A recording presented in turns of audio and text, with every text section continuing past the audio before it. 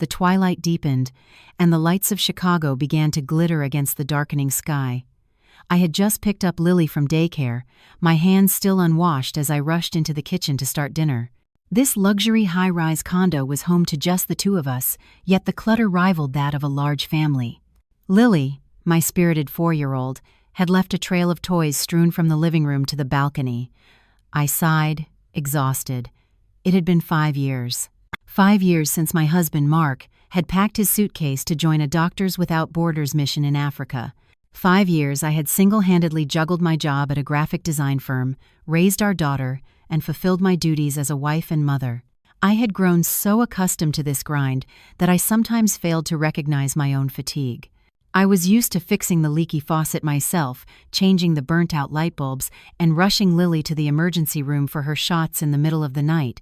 The woman I was 5 years ago would have screamed at the sight of a cockroach. The woman I am now is a bona fide superwoman, quiet and resilient. As I fussed over the salmon I was steaming, my phone rang. It was my mother-in-law, Patricia. I quickly wiped my hands on my apron and answered. Her voice on the other end was, as always, booming with pride. "Emily dear, making dinner? Is Lily home yet?" I confirmed she was, telling her that Lily was playing by herself in the living room. Patricia continued with the refrain I heard every week. "You keep it up, honey. Our Mark is doing great things, sacrificing for the greater good. It's a source of pride for our whole family. You, on the home front, have to hold down the fort, you know?" I managed a faint smile. "Yes, I know, Patricia. Holding down the fort." Such a simple phrase, yet for 5 years it had felt like an immense weight on my shoulders. Over 1,800 nights, I had held my daughter, staring at the empty half of our king-sized bed.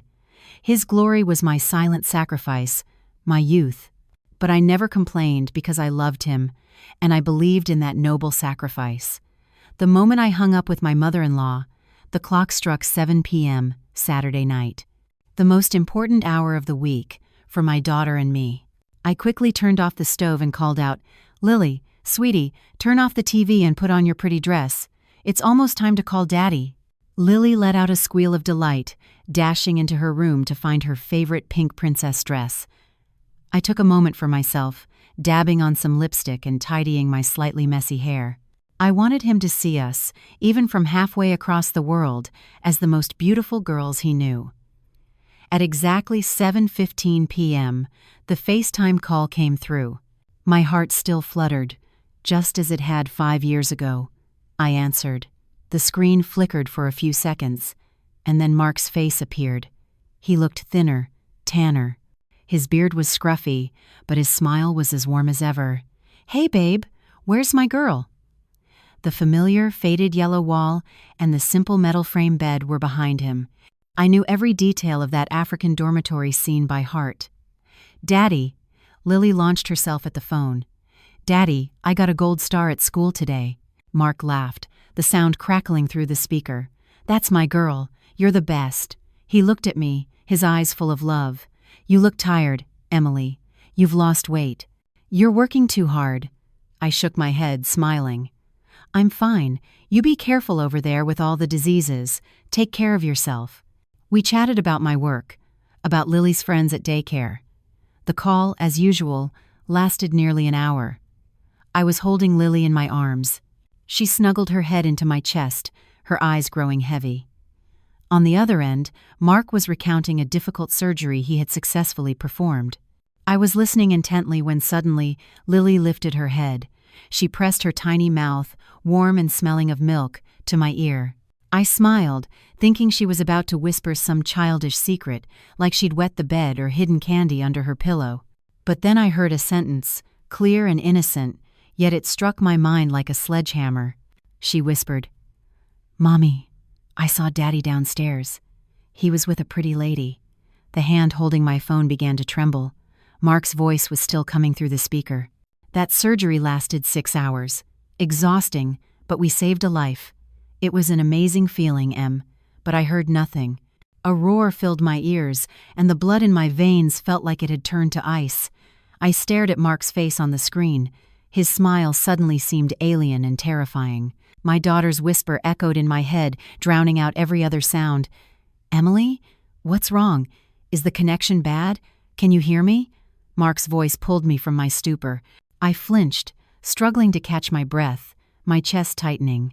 I forced a smile, a twisted, pathetic grimace. "Oh no, the Wi-Fi's just a little spotty. I heard you." "That's amazing, honey."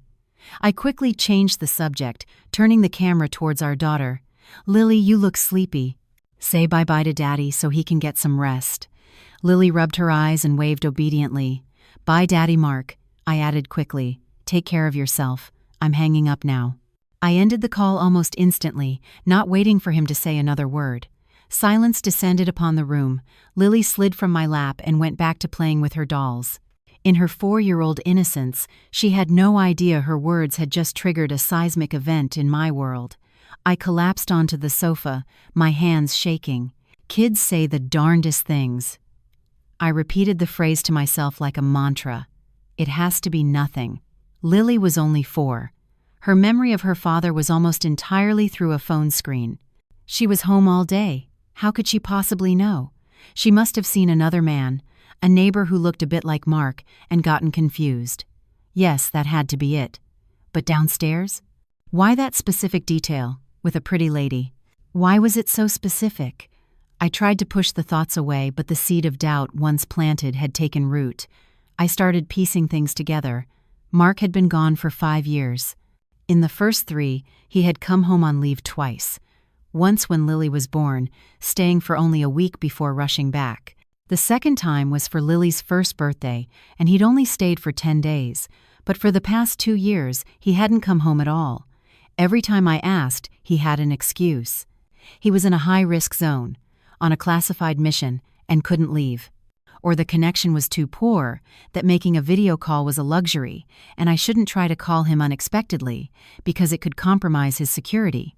He always draped himself in a cloak of mystery, of noble sacrifice. And I had believed him. I had believed him without a single doubt. My mind drifted to the condo downstairs. We lived on the 9th floor, apartment 905. The unit directly below us was 605. I vaguely remembered new tenants moving in about 6 months ago.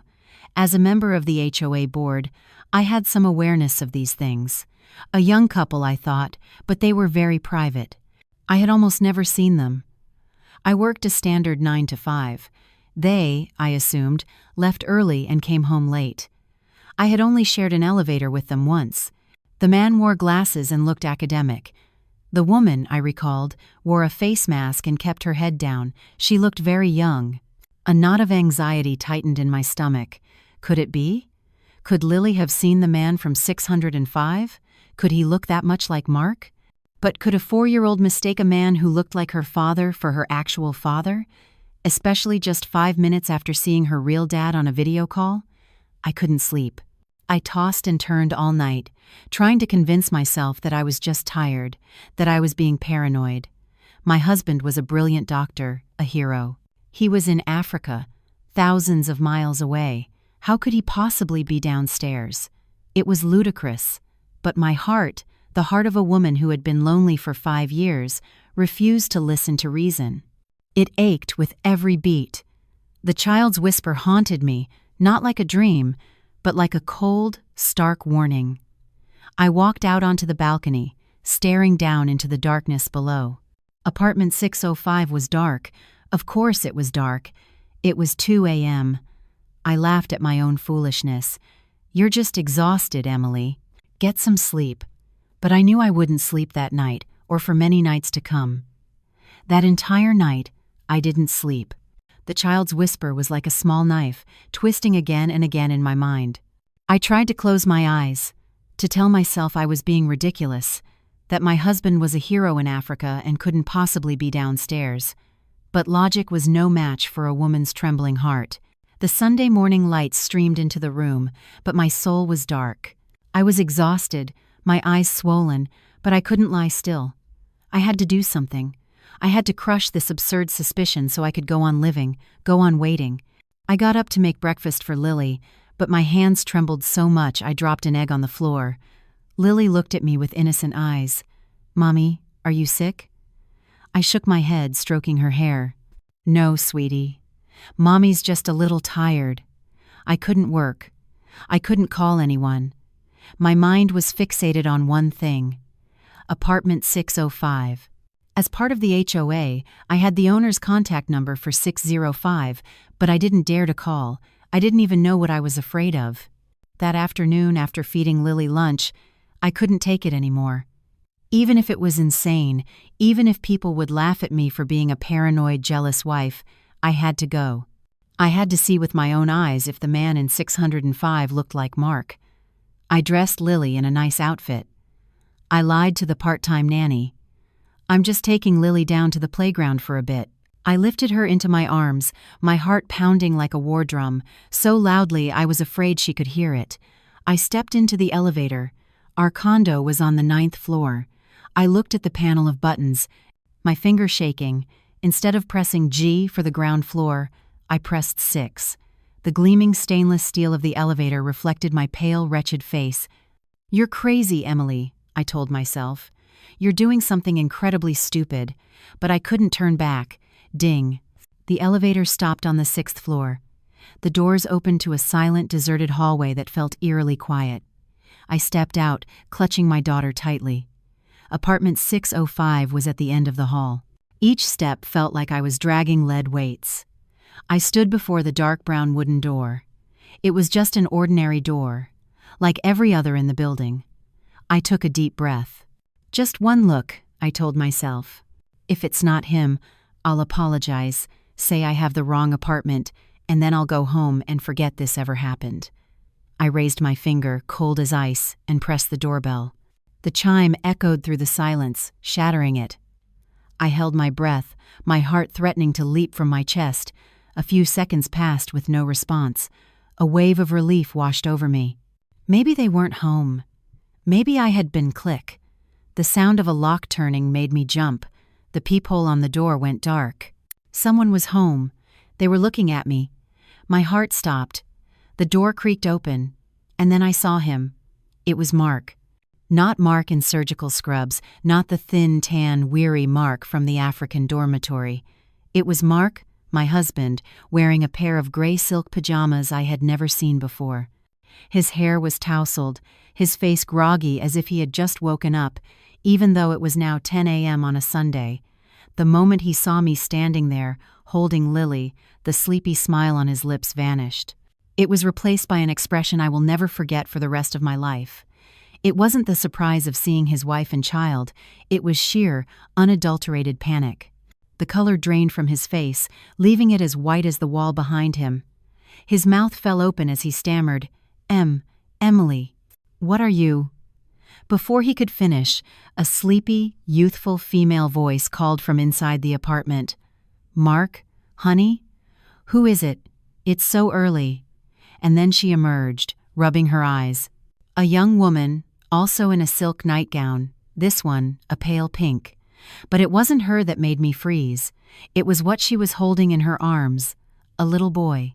A chubby toddler with curly hair, who looked to be about 2 years old, was nestling his head into her chest. My world shattered into a million pieces. I stood there like a statue, my feet rooted to the cold tile floor. I looked at Mark, then at the young woman and the little boy in her arms. I couldn't breathe. All sound faded away. My ears were ringing. Lily, in my arms, suddenly chirped, "Hi, Daddy Mark. Hi, Aunt Jessica." The name Jessica was sharper than any knife. My head snapped towards the young woman. Now I recognized her. Younger, with more makeup, but unmistakable. "Jessica," I whispered. My voice wasn't my own. It was foreign and trembling. It was Jessica, my distant cousin from back home in Ohio.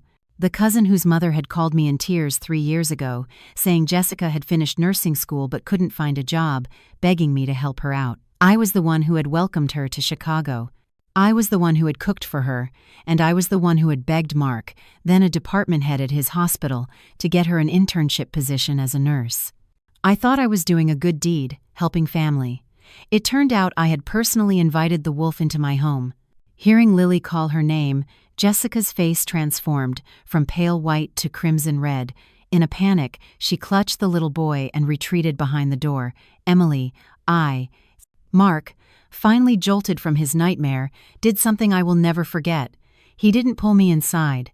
He stepped out into the hallway, pushed me away with both hands, and slammed the door to 605 shut, as if terrified I might see any more of the filth within. He was protecting them. He had pushed me out. "Emily, listen to me." Mark grabbed my shoulders, his voice frantic and clumsy. "It's not what you think. It's absolutely not." I looked at him, at his expensive silk pajamas, his pale, untanned face, his clean hands that showed no sign of a surgeon's hard work in Africa. "It's not?" I asked, my voice sharp. "Then what is it? You're not in Africa?" "Shh! Keep your voice down." Mark put a finger to his lips, his eyes darting nervously down the hallway like a common thief. "God, I'm back. I've been back for 3 months." 3 months. He had been back for 3 months. A dry, humorless laugh escaped my lips. "You've been back for 3 months, and you didn't come home? You're living here with my cousin?" "No! It's not like that." He waved his hands frantically, beads of sweat forming on his forehead. This is a classified assignment. Do you understand? The hospital sent me on a top-secret mission. It can't be compromised, not even to you. I have to stay here to monitor a person of interest. Jessica. She's also with the hospital. She's my support. A lie. A clumsy, pathetic lie that insulted my intelligence. A classified mission? What kind of mission required silk pajamas? What kind of mission required living with a female nurse? What kind of mission, I glanced at the crack under the door, involved a 2-year-old toddler? A wave of rage washed over me.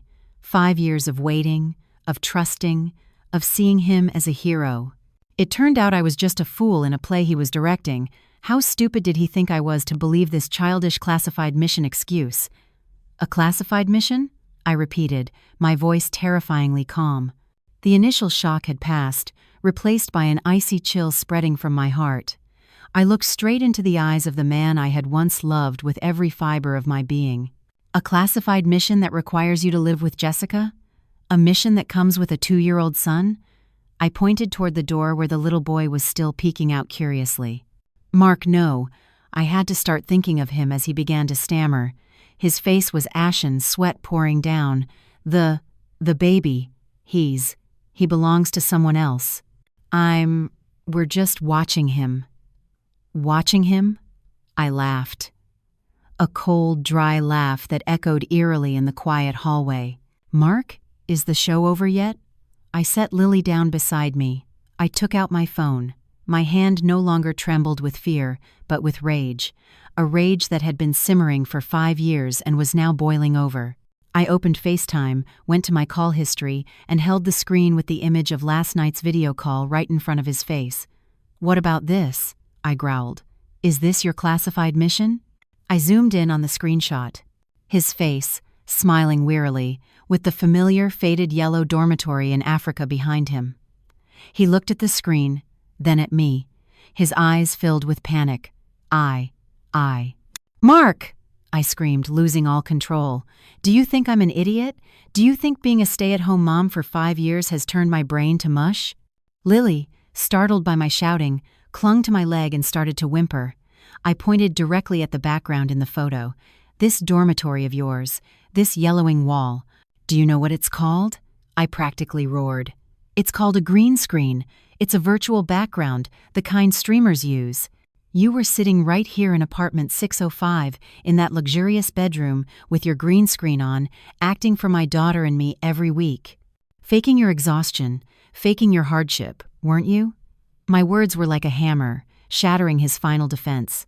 Mark's face. I will never forget that look for as long as I live. It was no longer panic. It was total collapse. His entire persona, the hero, the model husband, the dedicated doctor, crumbled into dust right before my eyes. He looked at the phone, then at me. He knew he had been exposed in the most humiliating way possible, by his own daughter's words. He lost the strength to stand, stumbling back against the door of 605. Thud. He was speechless. The lie was too big. the truth too naked, and the contempt in my eyes killed him right there on the spot. Mark slid down the door, slumping onto the cold hallway floor. The expensive silk pajamas now looked ridiculous and pathetic on him. He buried his head between his knees, his shoulders shaking. Emily, I was wrong. He began to cry, not tears of remorse, I knew. They were tears of fear, from a cornered animal. Lily, seeing her father cry, burst into tears herself. Daddy, Mommy. I quickly scooped her up, patting her back. It's okay, sweetie, it's okay. Mommy's here. My heart was breaking. My child had just witnessed this horrifying scene. Are you done lying to me? I looked at him, my gaze now empty. I was tired, exhausted. I just wanted it all to end. How long have you been back? He lifted his tear-streaked face, as if grabbing onto a lifeline. 2 years, Emily.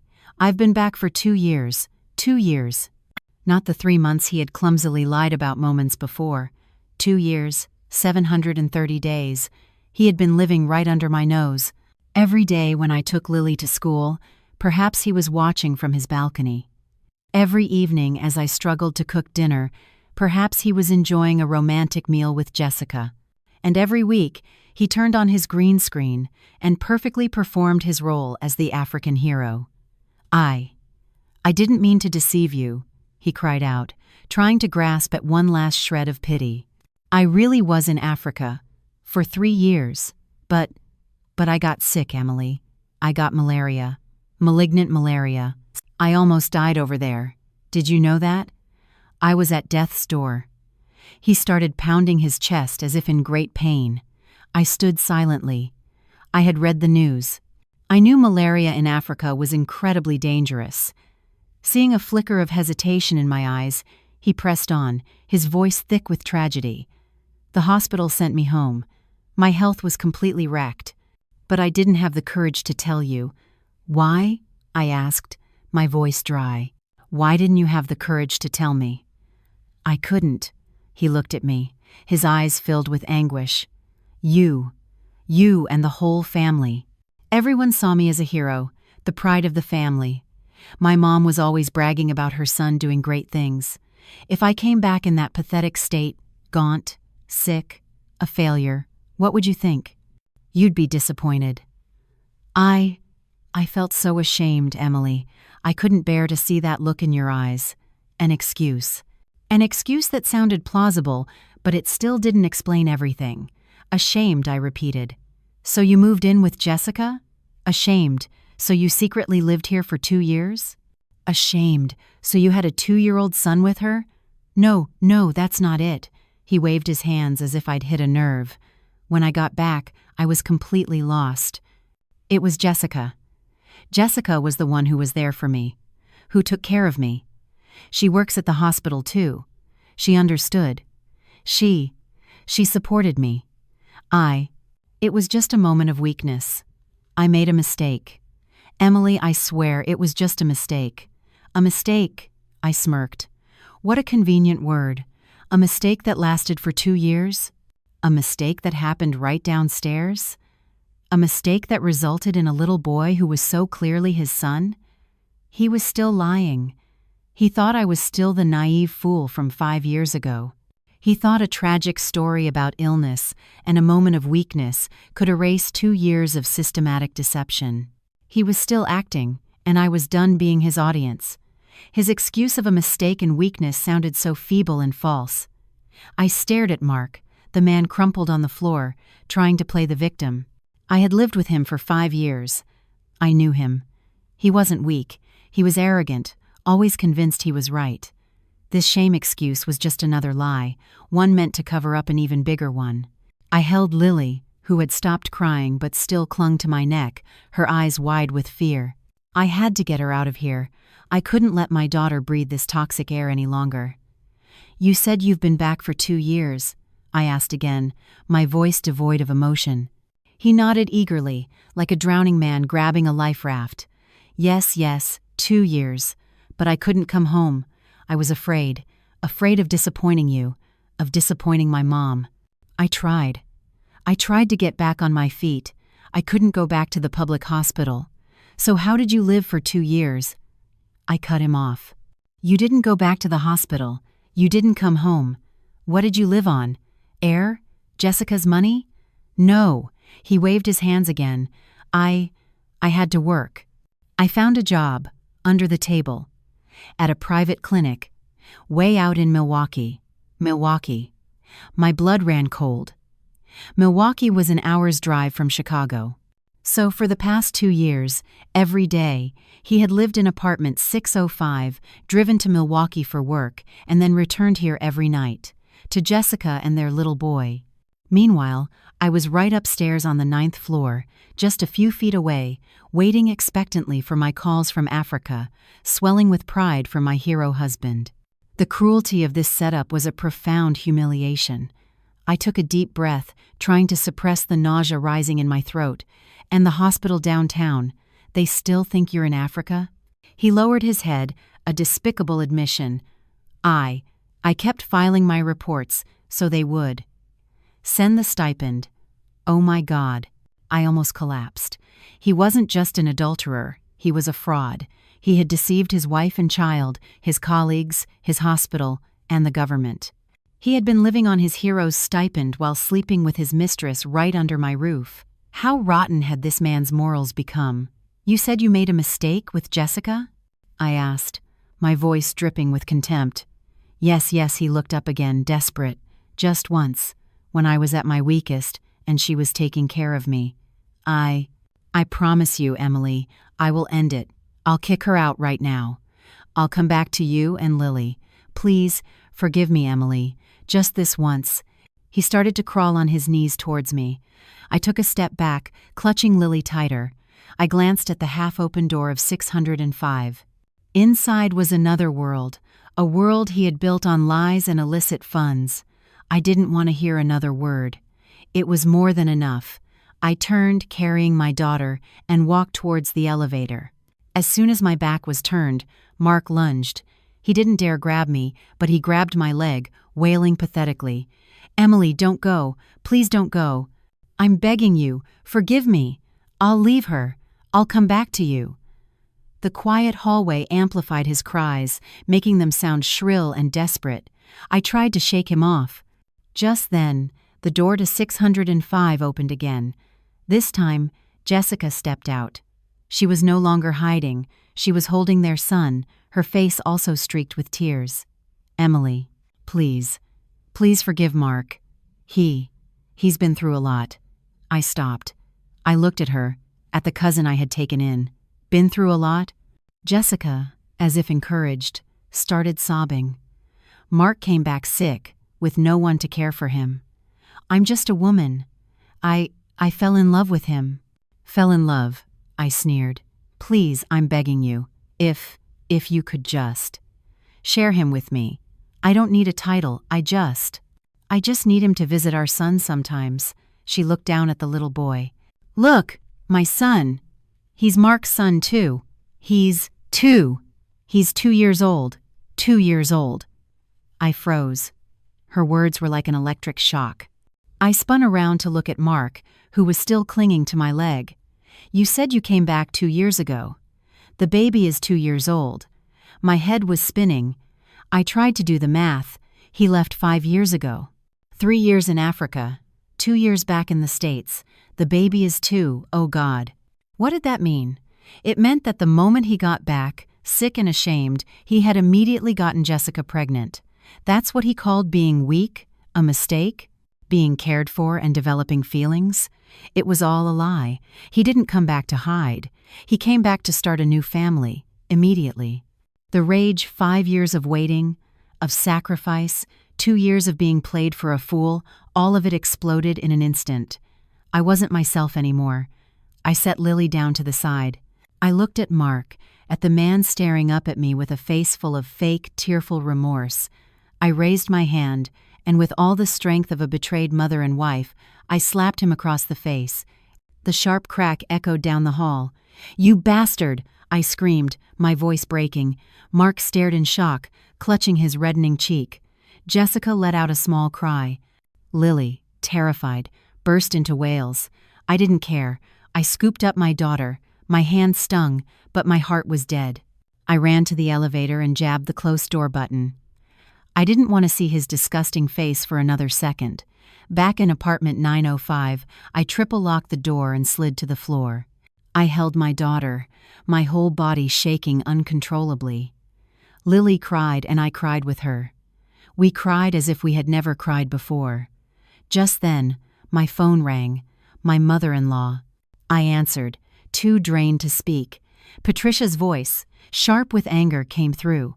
"Emily, what on earth did you do? Mark just called me, sobbing. Did you hit him? You're his wife. How can you not be more understanding, making a scene like that? What will the neighbors think?" I was stunned. So quickly? They had already called her, already spun a new narrative. I was the abusive one. He was the victim. "Understanding," I whispered. "Of course," Patricia snapped. "He made a mistake. Men do these things sometimes. I'm sure that little tramp Jessica trapped him. She set a trap for my son. My son loves you and his daughter very much. Don't you dare overreact." I laughed, a bitter, tragic sound. "Patricia, a trap that lasts for 2 years without being discovered? A trap that produces a 2-year-old son right under my own roof?"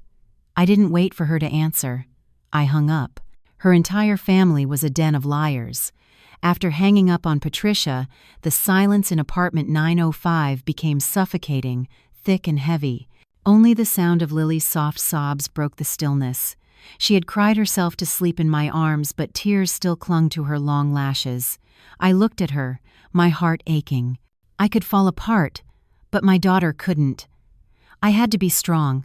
I had to get justice for my 5 lost years of youth and for the trauma inflicted upon my child. But what could I do? I was alone. They were a family of professional liars and enablers. They would use every trick to paint me as a jealous, paranoid, abusive wife.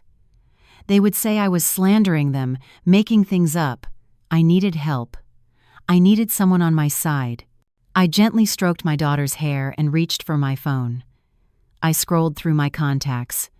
Friends, colleagues. Who could possibly help me now? Then my eyes landed on a name, Chloe, my best friend from college. We used to be inseparable, but after I got married, I became absorbed in my so-called family life, while Chloe threw herself into her career, becoming a razor-sharp lawyer. We had drifted apart. It had been almost a year since I'd last called her. I hesitated, but I had no other choice. I pressed call.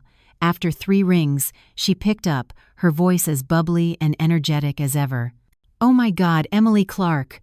You remember I exist?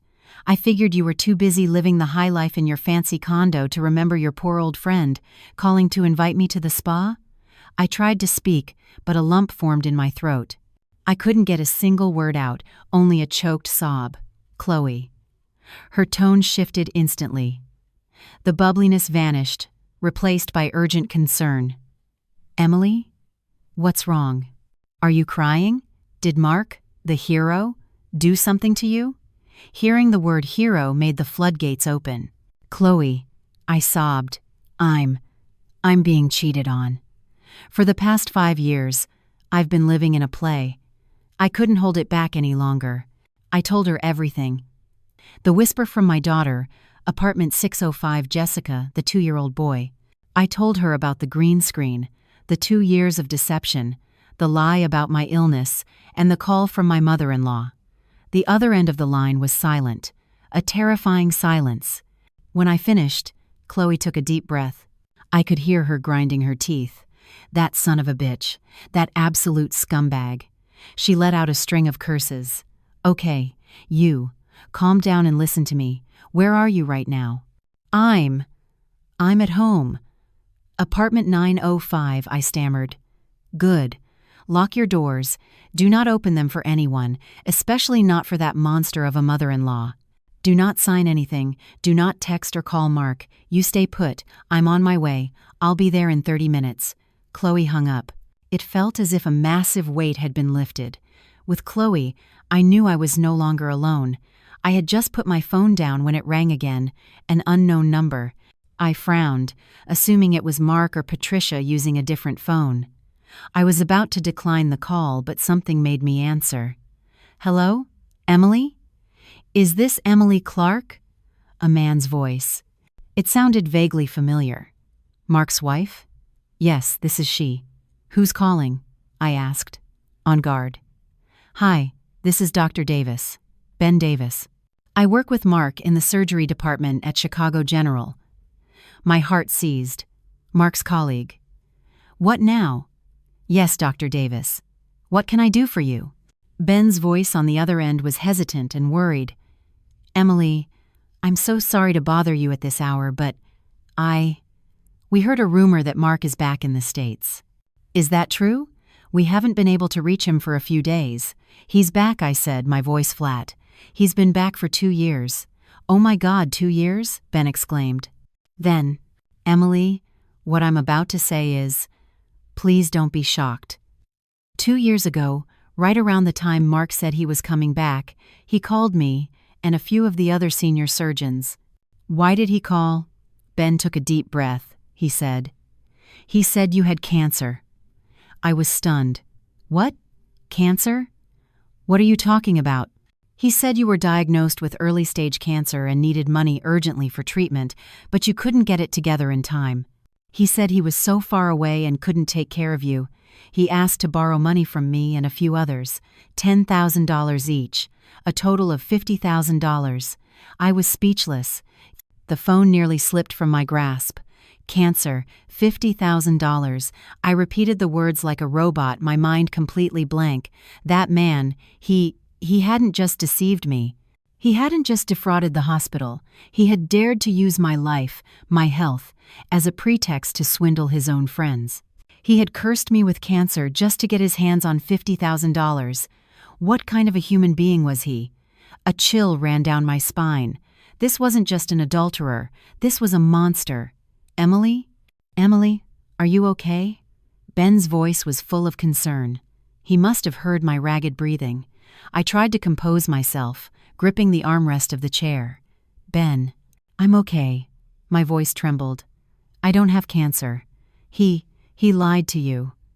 "Oh my God," Ben yelled. "Are you serious? That son of a bitch. That monster. We believed him completely. Think about it. Mark was the hospital's hero, sacrificing so much on his mission. When we heard his wife was seriously ill back home, we all felt so bad for him. We pooled the money and lent it to him right away.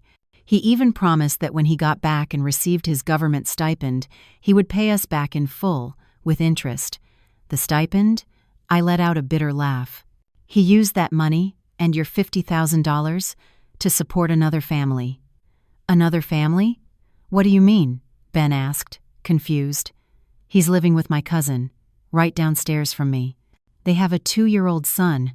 I spoke the truth, and my heart tore with every word. The other end of the line went silent. I could imagine Ben's shock and fury. After a long moment, he spoke through clenched teeth. He really did that?" No wonder." "No wonder what?" I asked quickly.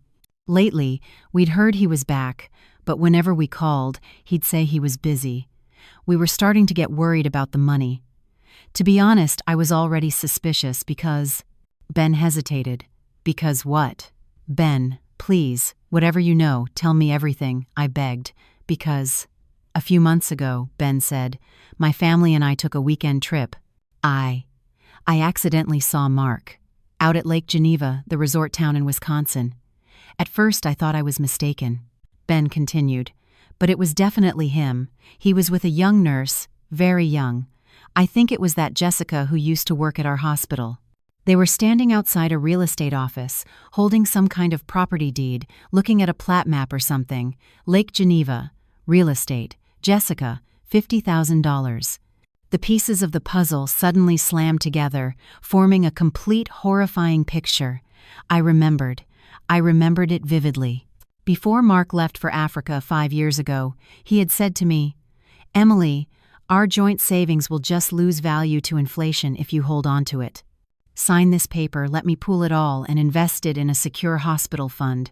You just focus on the baby at home, you won't have to worry about a thing."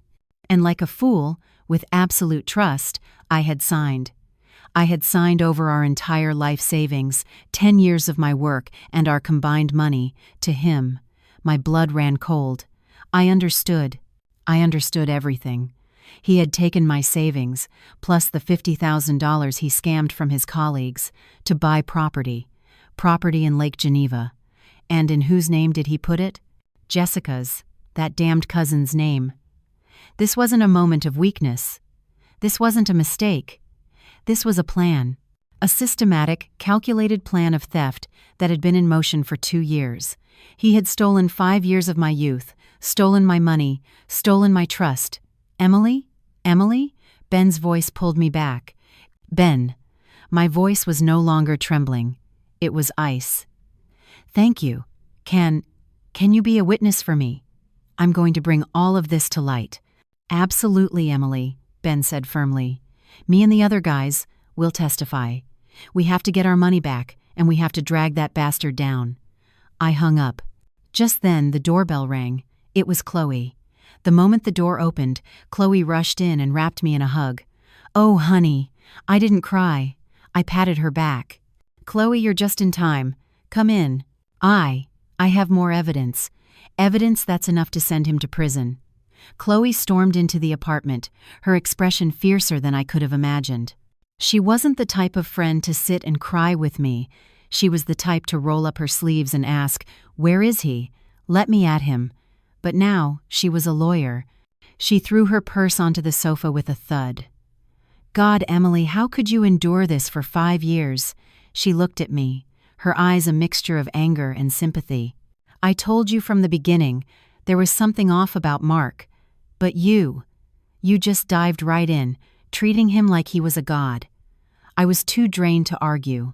I sank to the floor, leaning against the sofa. Lily was fast asleep in her room, oblivious to the storm brewing outside. I just found out something else, Chloe. I handed her my phone, open to the call log with Ben Davis. He told me. Mark scammed him and his colleagues out of $50,000 2 years ago. Chloe frowned, taking the phone. $50,000? What was the reason? I closed my eyes. I couldn't bear to say the word, but I had to. Mark told them I have cancer. What?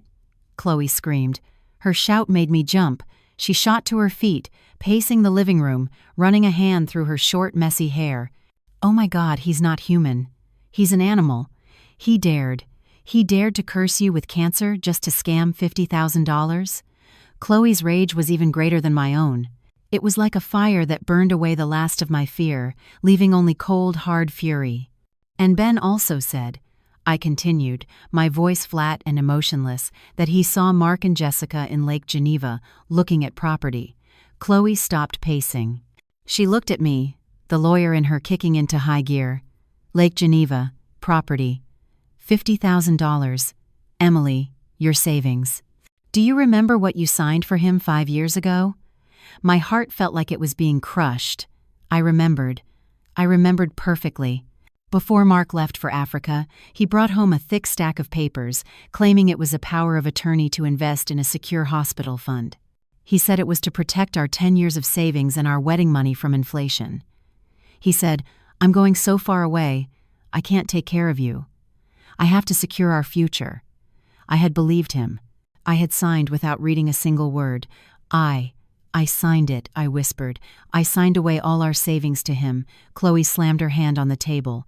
That bastard. He planned it all. He stole your money, stole his colleagues' money.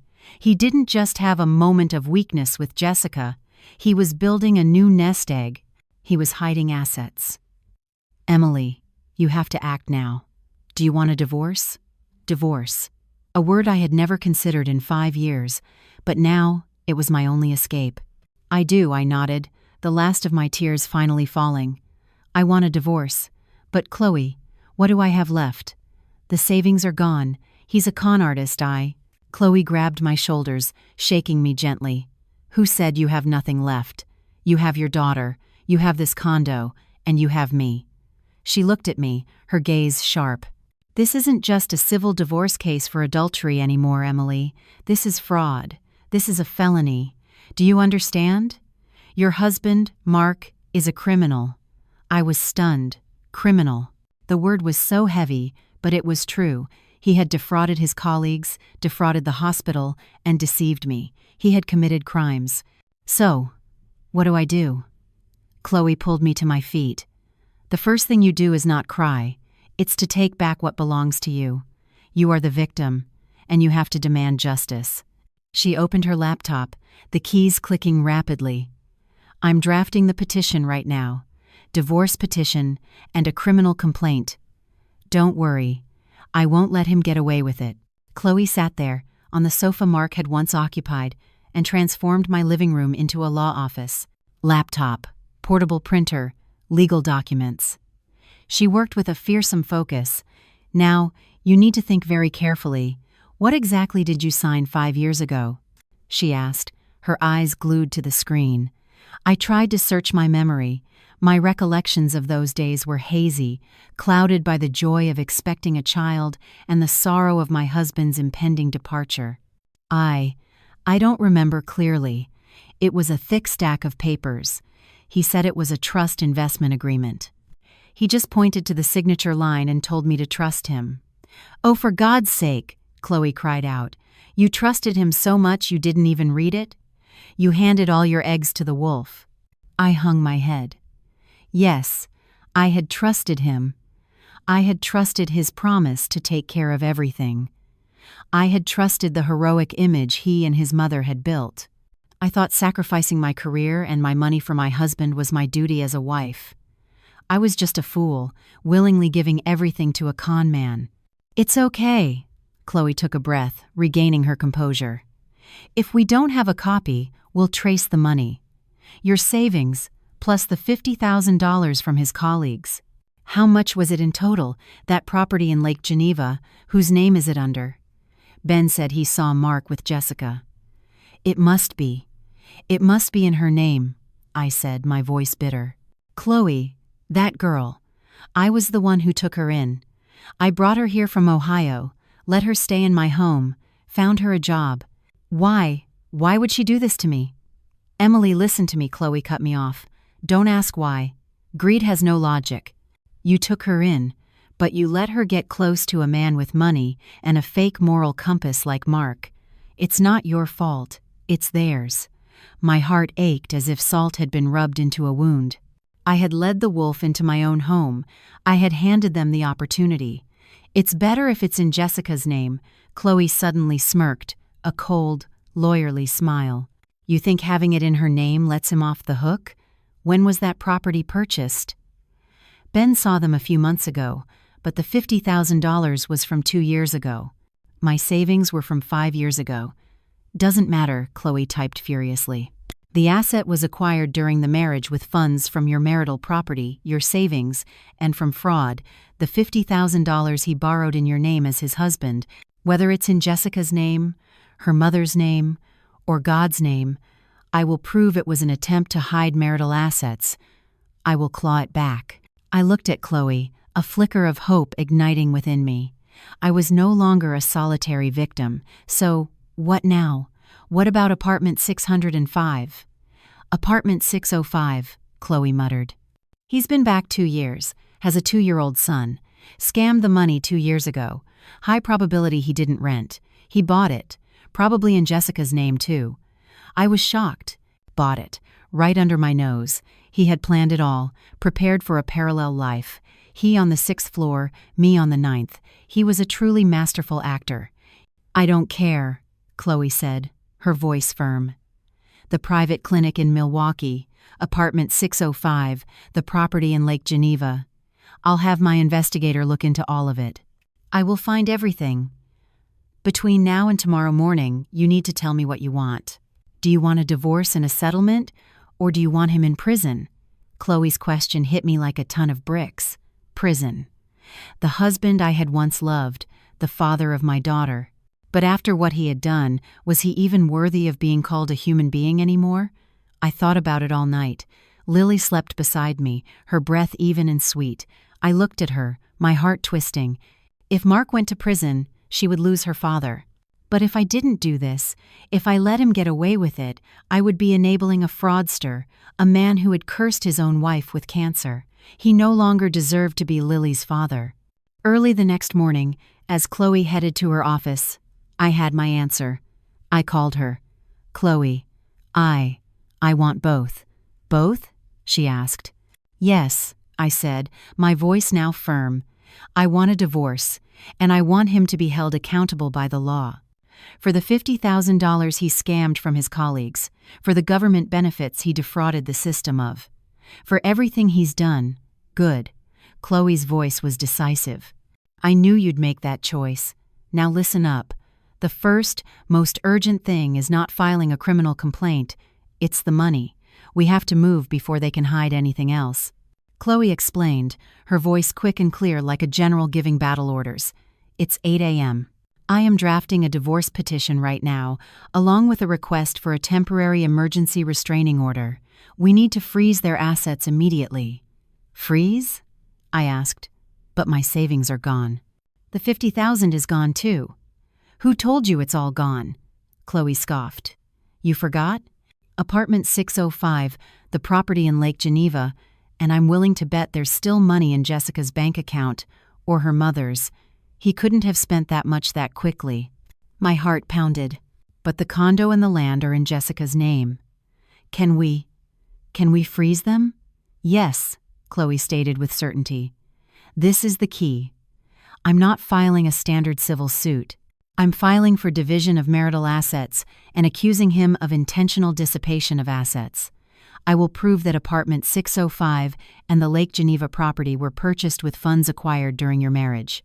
The source of funds was the $50,000 fraud money he borrowed as your husband, which is marital debt and your 10 years of savings. Jessica has no stable job. Her family back in Ohio has no money. Where would she get hundreds of thousands of dollars to buy a condo and land? She was just holding it for him." I was beginning to understand. This was a real legal battle. "Focus, Emily," Chloe said. "I'm filing with the court this morning, requesting the court to issue an emergency freeze, prohibiting any sale, transfer, or gift of apartment 605 and the Lake Geneva property. At the same time, I'm requesting the bank to freeze all accounts under the names Mark Peterson and Jessica Miller. No matter how much is in there, they won't be able to withdraw a single penny." A sense of relief mixed with grim satisfaction washed over me. Finally, I was doing something. "Now, you," Chloe cut in. "Your job is to call Ben Davis and his colleagues. You need to make sure they're on your side. Their testimony is our ironclad evidence." I nodded. After hanging up with Chloe, I sat stunned for a few minutes. Freezing assets, filing complaints. These terms were so foreign to me. I, a woman who had spent 5 years focused on her kitchen and her child, was now about to plunge into a legal war I knew nothing about. But I couldn't back down. I looked at Lily, sleeping peacefully. I was doing all of this for her. I took a deep breath, picked up the phone, my hands still shaking. I called Ben Davis. I didn't know what to say. I was afraid. I was afraid he and his colleagues would back out due to professional loyalty. Without them, my words were just those of a jealous wife. "Hello, Emily." Ben answered quickly, as if he'd been waiting for my call. "Ben, my throat tightened. "It's Emily. I'm sorry to bother you again." "Not at all." Ben's voice was full of conviction. "How are you? Are you okay? Has that bastard Mark bothered you again?" I burst into tears. The simple concern from a near stranger broke down my defenses. "I'm not okay. I just spoke with my lawyer. I've decided to file for divorce, and I'm going to press charges against him for fraud, for the $50,000 he scammed from you all." The line was silent for a few seconds. I held my breath. This was the moment of truth. Then, Ben let out a heavy sigh. "Emily, actually, we just had a meeting about this. We can't let this go either. He didn't just steal our money, he stole our trust. He dared to use your health as a joke. He's not a human being anymore. So, you all will?" I asked, my heart hopeful. "We've decided," Ben said, his voice firm. "We're not just going to be witnesses, we're going to join you. We're filing a collective criminal complaint, charging Mark Peterson with felony fraud and theft by deception. We have to get justice. Don't be afraid. You are not alone. We are with you. I was stunned. A collective criminal complaint. That was even more powerful than just being witnesses. It meant that they, his colleagues, had officially turned their backs on him and sided with me. Ben, thank you all so much, I sobbed. Don't thank us. We're doing this for ourselves as much as for you. That monster, Ben gritted his teeth, has to be punished. Tomorrow morning, 9 a.m., we'll bring the signed complaint to your lawyer's office. Just send me the address. We're in this fight together. I hung up, tears still streaming down my face. But they were no longer tears of sorrow.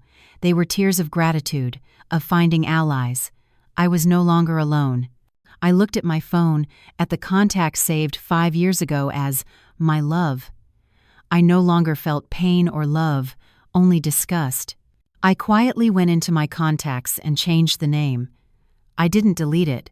I renamed it the Con Man. Then I called Chloe. Chloe, 9 a.m. tomorrow, Ben Davis and 3 other doctors are coming to your office with a signed collective complaint. I heard Chloe let out a sharp intake of breath on the other end, followed by a triumphant laugh. Yes, that's it, Emily. This is the smoking gun. He is so screwed now. I put the phone down and looked out the balcony. The sun was high in the sky, but apartment 905, the place I had lived and waited in for 5 years, suddenly felt as cold as an ice cave. I had once considered it my sanctuary, my safe harbor, a place where I tended to every plant, cleaned every corner, waiting for my hero to return. It turned out I was just an unpaid housekeeper for a con man. I walked into my daughter's room. Lily was awake, building a tower with her Lego blocks. Seeing me, she beamed. "Mommy, look, I built a skyscraper." I smiled, a forced smile. I hugged her, inhaling the sweet, milky scent of her hair. "That's amazing, sweetie," I whispered. "For you, I have to do this. For you, I cannot break." I couldn't let my daughter grow up, not knowing that her mother had once been weak and had been trampled upon, but had found the strength to fight back. As I was dressing her, my phone buzzed. A text message. I was so tired of calls, of lies. I glanced at the screen. Patricia. My heart clenched. After yesterday's call, what more could she possibly want to say? I figured Mark had called her, crying and complaining, and now she was calling me to continue the "he made a mistake, Jessica trapped him" narrative. I opened the message, bracing myself for a tirade of tears or threats. But no, the content of the message stunned me. "Emily, be extra careful with Lily these days. I hear the flu is going around. Make sure you stay strong while we wait for Mark to come home. My son is sacrificing so much for our country, bringing honor to our family. We at home must be a strong support system. And don't be too extravagant with spending, dear. He has so little over there." I read the message, then read it again, and a third time, sacrificing for our country. Honor to the family. Strong support system. Has so little. A laugh erupted from my chest, a dry, hollow sound that echoed in the luxurious room. I laughed until tears streamed down my face. I laughed at my own stupidity. I laughed at their hypocrisy. So Mark hadn't even told her. Or perhaps he was playing the hero role for his own mother too. He was a truly brilliant actor. He had fooled me for 5 years, fooled his colleagues for 2, and perhaps fooled the entire world. So little, I muttered. Yes, he had so little. So little that he had to scam $50,000 to buy land in Lake Geneva. So little that he had to buy apartment 605, get silk pajamas, and support a secret 2-year-old son. Her son was sacrificing so much, sacrificing his time to put on a green screen play every week, sacrificing his energy to live 2 parallel lives, one on the 6th floor and one in Africa. I stared at her words, strong support system, and my heart turned to ice. I wasn't angry anymore. I was disgusted. A family built on deceit, wrapped in noble lies. And I had been a part of that lie. I had been proud of it. I didn't reply. I couldn't. I just quietly turned off the screen. I didn't know if Patricia was a clueless mother being led by the nose, or if she was part of the act, knowingly covering for him. Either way, I no longer cared. They were no longer my family. The next morning, I took Lily to my mother's house in the suburbs. I told my mom I had a sudden work trip for a few days. My mother looked at me, her eyes filled with concern. "You look so pale lately. Is everything all right? Has Mark not come back yet?" I just shook my head and forced a smile. "I'm fine, Mom. Just watch Lily for me." I didn't dare tell her the truth. Her heart condition couldn't handle a shock of that magnitude. I went to Chloe's office. She was already there, not in her usual bubbly demeanor, but in a sharp black pantsuit, her hair in a tight bun, her face serious. On her desk were 2 thick files. "Ready?" Chloe asked, her voice devoid of pity. It was the voice of a warrior. I nodded. "I'm ready." Chloe pushed one file towards me. "The divorce petition. I've drafted it based on everything you told me. Adultery, having a child out of wedlock during the marriage, and fraud and dissipation of assets." She pointed to the second file, the request for a temporary emergency restraining order, freezing all assets under the names Mark Peterson and Jessica Miller, and any accounts related to apartment 605 and the Lake Geneva property. "This order will be sent to the banks and the county recorder's office within the next 24 hours. I picked up the pen, my hand trembling. 5 years ago, I had held a pen just like this to sign our marriage certificate. My hand had trembled with happiness then. Now, I was signing my divorce papers. My hand trembled again, but this time with rage, with resentment, and with a sense of liberation. I signed my name, Emily Clark. Decisively. "Good," Chloe nodded. She placed the files in her briefcase. "The court will process this. Now for the rest." I understood. I opened my laptop. I hadn't slept last night. I had written, cried, deleted, and rewritten. I had prepared 2 emails. The first I sent to the General Administration email address of Chicago General, the public hospital, where Mark was still officially employed. The subject line, "Report of fraud, gross ethical misconduct, and organizational deceit by Dr. Mark Peterson." I didn't write with emotion. I wrote with facts. I attached everything. The photos I took in the hallway of 605. The video I had discreetly recorded of our confrontation, where his admission "I've been back for 2 years" was audible. The birth certificate of the 2-year-old boy, which Chloe's investigator had found overnight. It listed Mark as the father. And most importantly, the scanned copy of the collective complaint from Ben Davis and his colleagues, complete with signatures and proof of the $50,000 transfers. The second email I sent to the board of directors of the private clinic in Milwaukee, where he was moonlighting. The subject, "Urgent personnel information regarding Dr. Peterson." The evidence was lighter. I just needed them to know their star doctor was actually on a suspended leave. I stretched the truth, knowing it would soon be reality and was defrauding his primary employer. My finger hovered over the send button. This was the point of no return. Once I clicked this, his 15-year career, his heroic reputation, all of it would go up in smoke. Did I hesitate? I looked at the screen. I remembered my daughter's whisper. I remembered the cancer curse. I remembered the 5 years I had waited in loneliness. I closed my eyes and clicked send. The emails were sent. The divorce papers were filed. The legal net had been cast. I didn't feel triumphant. I just felt tired. Bone-weary tired. I returned to the condo. I couldn't go to my mom's. I was afraid she would see through my facade. I couldn't go anywhere.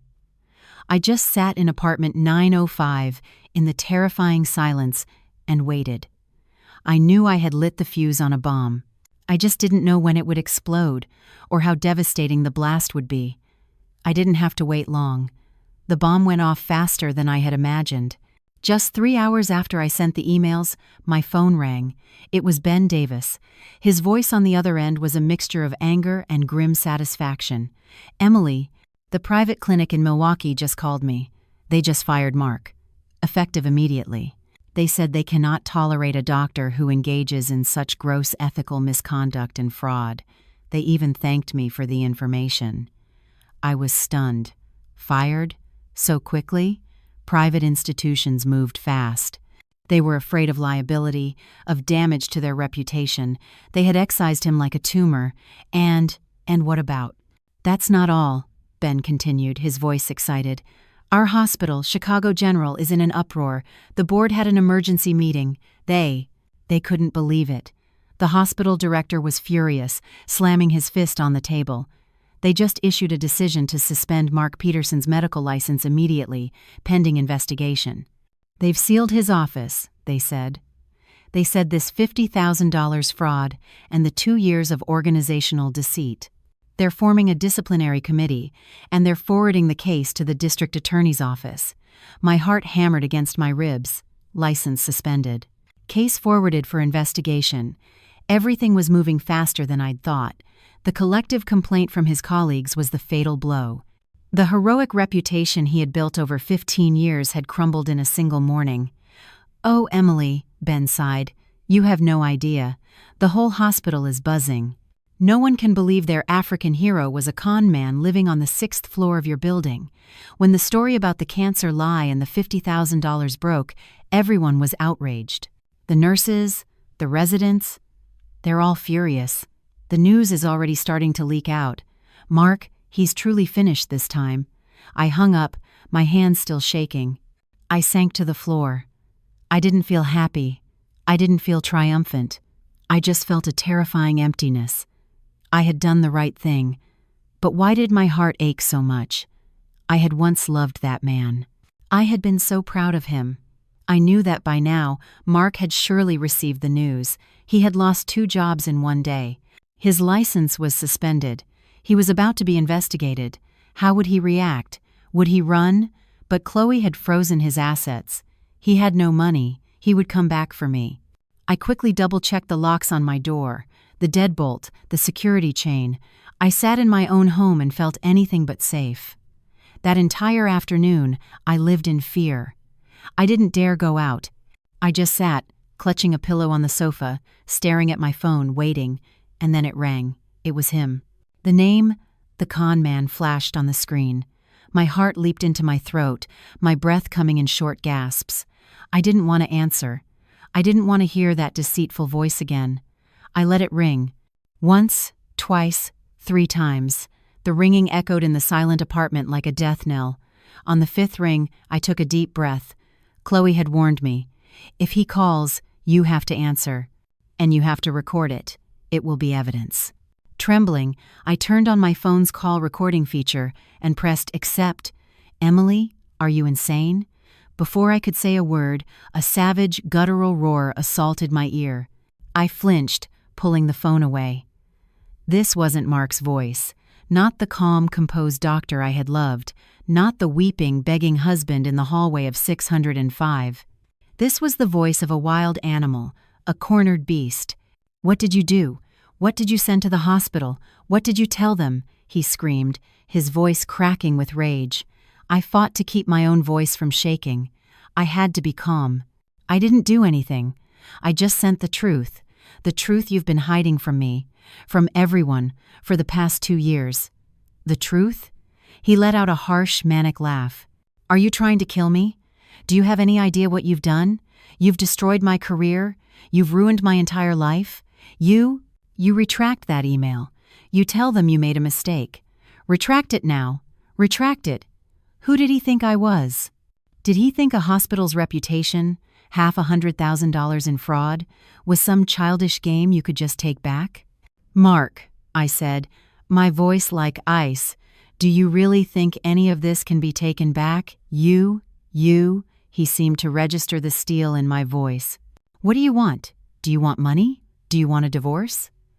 I don't need your money, I lied, but I had to say it. And yes, I've already filed for divorce. Divorce? He repeated. And then I heard a crash on his end, as if he'd smashed something.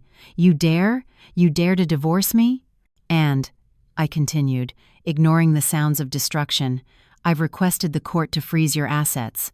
What? He stopped yelling. His voice dropped, a note of fear creeping in. Freeze my assets? What are you talking about? "I've requested a freeze," I said, articulating each word clearly, "on apartment 605 and the property in Lake Geneva, which are registered under the name Jessica Miller." The other end went dead silent. A deathly silence. I could hear his heavy, ragged breathing. He knew that I knew everything. And then the wild animal vanished, replaced by a pathetic creature. "No, no, Emily." He began to sob, his cries racking and desperate. Don't do this. You can't. Emily, I'm begging you. I'm on my knees. Withdraw the petition. Whatever you want, I'll give it to you. I'll leave Jessica. I'll give you all the money. I'll give you everything." I scoffed. "What money? My money? Or the money you scammed?" "Any money," he screamed in desperation. "I was wrong. I know I was wrong. Please, forgive me this one time. Think of Lily. You can't let our daughter grow up without a father. Mark, I cut him off." I had heard enough. "When you used that green screen to lie to your daughter and me, were you thinking of Lily? When you cursed me with cancer to scam $50,000, were you thinking of Lily? When you and Jessica had a child together, were you thinking of Lily?" He was speechless. I delivered my final words, my voice devoid of any emotion. "You should save your excuses for my lawyer and for the district attorney." I didn't wait for his reply. I hung up. I turned off my phone. I sat in the darkness, trembling. I had the recording. He had admitted it. He had panicked. There was no going back now. Mark's call ended in a heavy silence. I had hung up, but his desperate screams, "I'll leave Jessica, forgive me," still echoed in the apartment. I sat motionless in the dark, my body shaking. He had confessed, he had panicked, and he had used our daughter as his final shield. I had the recording, I had the evidence. But instead of feeling triumphant, I was filled with a bottomless disgust. I couldn't sleep.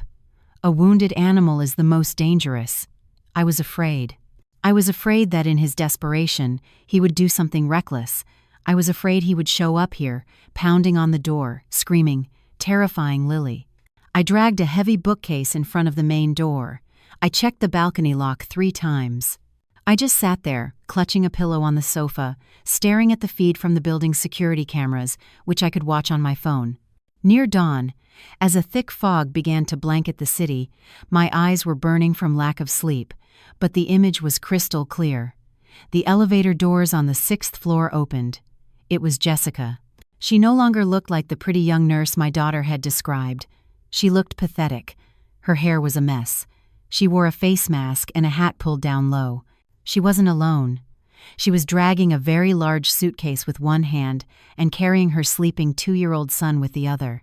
She walked quickly, furtively, occasionally glancing back towards apartment 605 as if afraid of being followed. Watching the scene, I felt a complex mix of emotions. She was running away. The man who had just wailed that he would leave her for me had perhaps already kicked her out, or maybe he had hit her.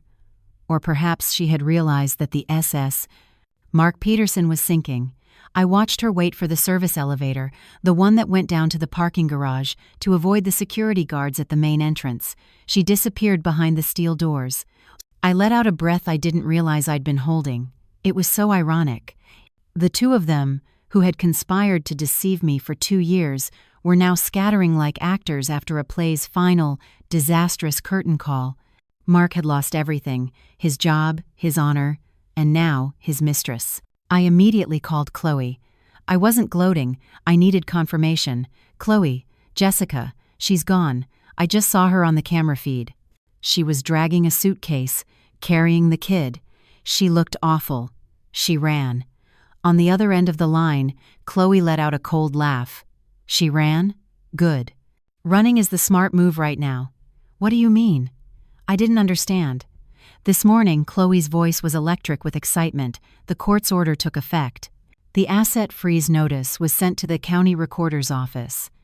Apartment 605 and the property in Lake Geneva are officially frozen. Even if Jessica grew wings, she couldn't sell them, transfer them, or do anything with the assets in her name. I was stunned. They're frozen? Frozen solid, Chloe said. She's not running because Mark dumped her, Emily. She's running because she realized the cozy nest she was living in, the retirement property she was promised, is now just a pile of worthless paper. She has nothing left to cling to. The smart rat has abandoned the sinking ship. I hung up, looking out at the brightening sky. So Jessica was just a pawn, a greedy pawn who was now being sacrificed. Mark had lost his last ally.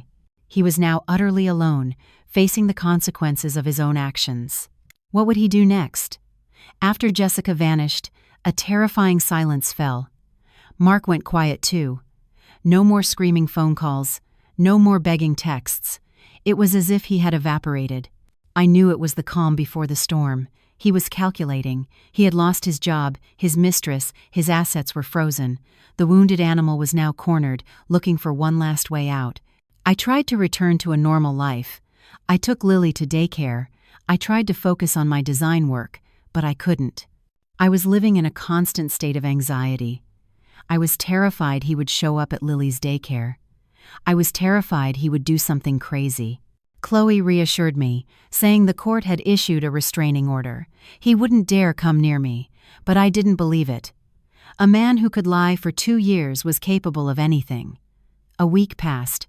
Just as I was beginning to think he might have fled the country, my phone rang. A strange number. Not his, not Patricia's. I hesitated, then answered. I had gotten into the habit of turning on the recorder before every call. Emily? Do you have a minute? I froze. It was Mark's voice, but it wasn't the roar of a wild animal or the wail of a manipulator. It was the voice of a man who was tired, broken, and utterly defeated. The voice of someone who had truly lost. It's Mark, he said, as if I might not recognize him. What do you want? I tried to keep my voice cold. I know I was wrong, he said, his sigh heavy. I have nothing left, Emily. I'm not asking for your forgiveness. I want to meet you one last time. Just for a cup of coffee. I want to talk things through. I want to sign the divorce papers. Whatever you want, I'll sign. Sign the papers. The offer was unexpected. I thought he would fight to the bitter end. You want to meet? Yes, he said. I can't face anyone anymore. I just want to meet you, say I'm sorry, and end this. I won't contest anything. I just want some peace. A flicker of suspicion arose. The arrogant Mark I knew, giving up so easily? But Chloe had said I needed his signature. I needed his admission. Fine, I said. Where? Anywhere. You choose, he said quickly. I couldn't pick a secluded spot. It had to be public, somewhere he couldn't try anything. The Starbucks in the Water Tower Place Mall. 3 p.m. today. Okay. I'll be there. He hung up quickly. I immediately called Chloe. Chloe, Mark just asked to meet at 3 p.m. He says he wants to sign the divorce papers, no contest. What? Chloe yelled. And you believe him? That con artist giving up so easily? No way. You are not going alone. I know, I said. I'll have my recorder on. It's a crowded place. No, Chloe said firmly. I'm coming with you. I'll sit at the table next to you. You just talk to him normally. I need to hear what kind of new trick he's trying to pull. At 3 p.m., I arrived at the Starbucks. It was noisy and bustling. I chose a table near the large glass window. I saw Chloe, wearing a baseball cap and a face mask, sitting at a diagonal table behind me, pretending to read a book. I had my phone's voice recorder already running in my purse. He arrived. I almost didn't recognize him. My Mark, the dashing department head, the heroic doctor who always smelled of expensive cologne, was now a broken man. Unshaven, his hair greasy and matted. He had lost a shocking amount of weight. His eyes were sunken and haunted. He wore a wrinkled button-down shirt. He was no longer a cornered beast. He was a stray dog that had been kicked one too many times. He pulled out a chair, not daring to look me in the eye. Emily, thanks for coming. What did you want to say? I got straight to the point. He started with the same old song. He was wrong. He was seduced by Jessica. He was sick and weak. I don't want to hear it anymore, Mark. I cut him off. You said you wanted to sign the papers." He looked up, meeting my gaze. And then, his tone changed. The pitiful act was gone. He glanced around the cafe, then leaned in close, lowering his voice. "Emily, drop the lawsuit, retract the emails, withdraw the complaint." I frowned. "What are you talking about?" "I know you need money," he said, his voice now laced with calculation. "Raising a child alone, it's tough." He licked his dry lips. "I'll give you $500,000. $500,000. Cash, you drop everything, we have a quiet divorce, I won't contest a thing. Consider it compensation for your youth." I was stunned. $500,000. In cash. He still had money. "You don't need to know where it's from," he said quickly, as if reading my mind. "It's money from a side project. I kept it hidden from Jessica. All you have to do is agree. $500,000, and this is all over." I looked at him. So this was his real purpose. He didn't want to apologize. He wanted to buy my silence. $500,000 to buy his freedom. He still had a hidden stash. He was still trying to con his way out. I tried to keep my voice steady, to ensure the recorder could pick up everything clearly. Are you serious? $500,000? "Serious," he nodded. "Just withdraw the complaint with the court and the hospital. Cash on delivery." I stood up. I had what I needed. I understand. I need to think about it." "Think about it." He also stood, his confidence returning. "Think hard. $500,000. How are you and Lily going to survive without me?" I turned and walked away, leaving him sitting there with the smug smile of a man who thought he had just turned the tables. I didn't go home. I went straight to Chloe's office. I didn't even wait for her to get back from the cafe. I sat in her conference room, my hands clasped together, shaking. Not from fear, but from rage and a sense of impending victory. Chloe burst in, not even bothering to take off her baseball cap. Oh my God, I heard everything. I was sitting right behind him. $500,000. He has a secret fund. That bastard. I opened my purse and put my phone on the table. It's all here, clear as day. Chloe plugged the phone into her laptop. She listened to the recording again, nodding, her eyes gleaming. Oh yeah, money from a side project. Hidden from Jessica. $500,000. Cash on delivery. He admitted it himself. He admitted he has a hidden fund. He admitted he was trying to bribe you to drop the case. Emily, this is it. This isn't just evidence. This is the nail in his coffin. I listened to Mark's voice on the recording. $500,000. He thought 5 years of my youth. 5 years I had waited. 5 years I had sacrificed my career. He thought the pain of my daughter seeing her father with another woman. He thought the cancer curse he had placed on me. He thought the shattered trust of Ben and his colleagues was all worth just $500,000. He thought I was just like Jessica, another person who could be bought. This insult hurt more than the slap I had given him. My phone rang. It was him, the con man. He seemed impatient, worried I might change my mind. He thought $500,000 was such a large sum that I would agree immediately. I looked at Chloe. She nodded. Answer it. Put it on speaker. You know what to say. I took a deep breath, answered the call, and put it on speaker. Mark's voice came through, full of the confidence of a man who thought he had already won. So, have you thought it over? $500,000 is a lot of money. I've thought it over, Mark, I said, my voice strangely calm. Good. So $500,000, I cut him off. That's a lot of money, isn't it? A lot more than the $50,000 you scammed from your colleagues by lying about me having cancer, right? The other end went silent. His confidence evaporated. What? What are you talking about? I don't understand. You don't understand? I laughed coldly. Let me make it clear for you. Did that $500,000 come from my 10 years of savings, the savings you said you were investing in a hospital fund? You're quite the entrepreneur, Mark. Scamming your wife and your colleagues at the same time. You, he stammered, panic returning to his voice. You knew. I don't want your filthy money, Mark, I said, my voice like steel.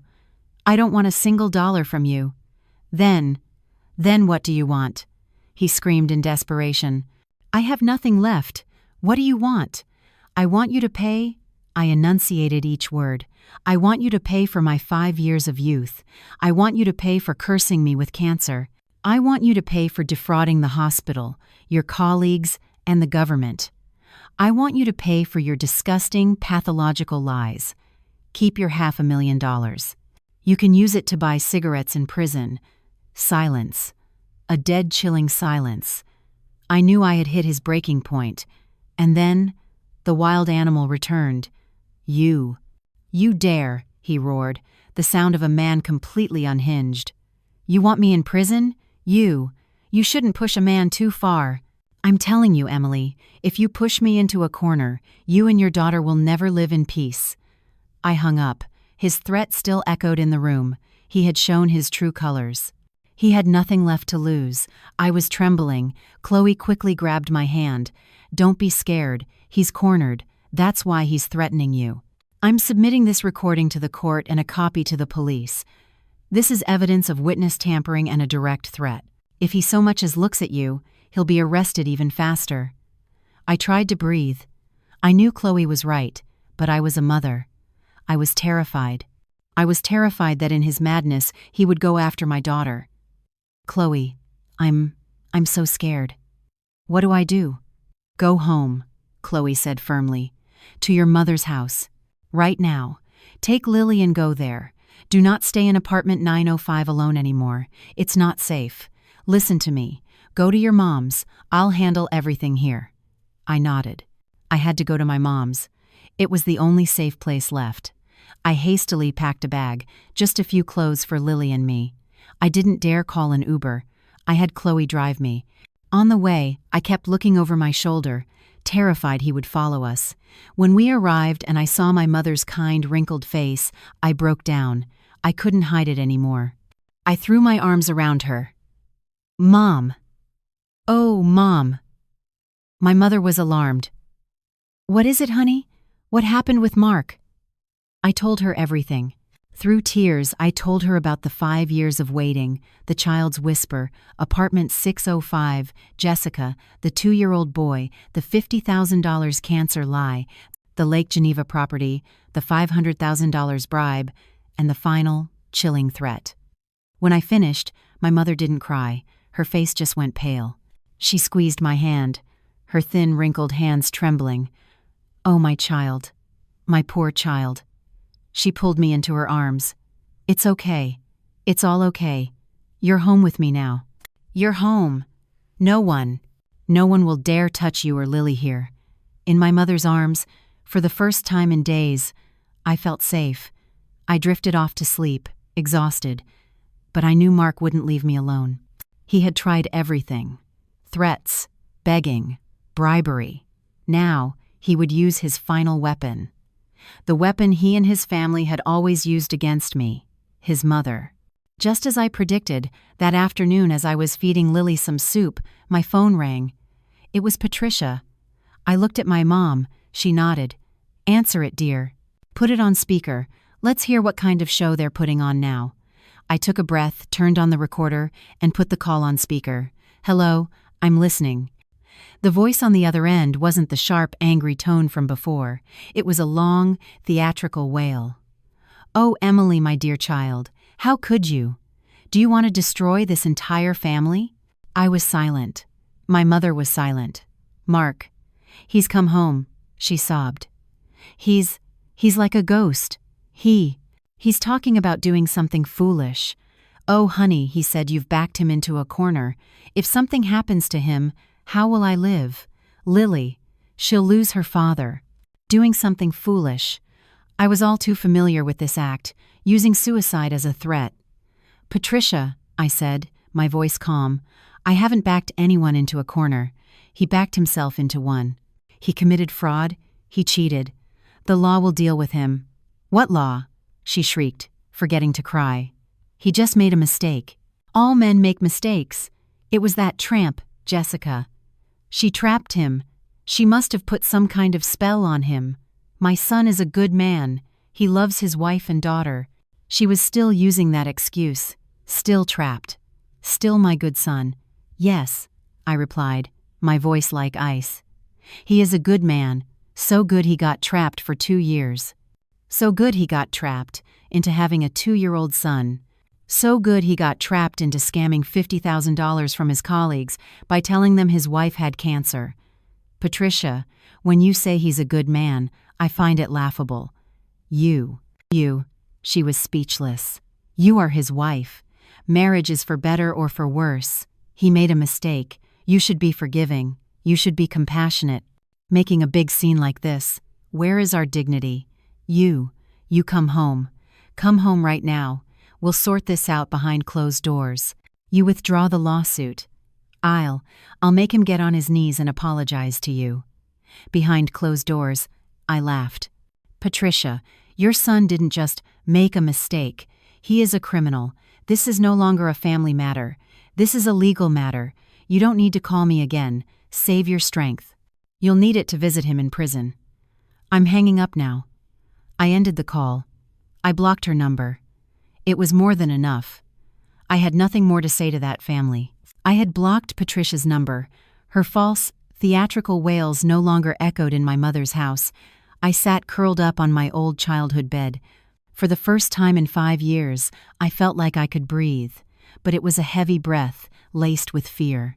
Mark's threat, you and your daughter will never live in peace, reverberated in my mind like a curse.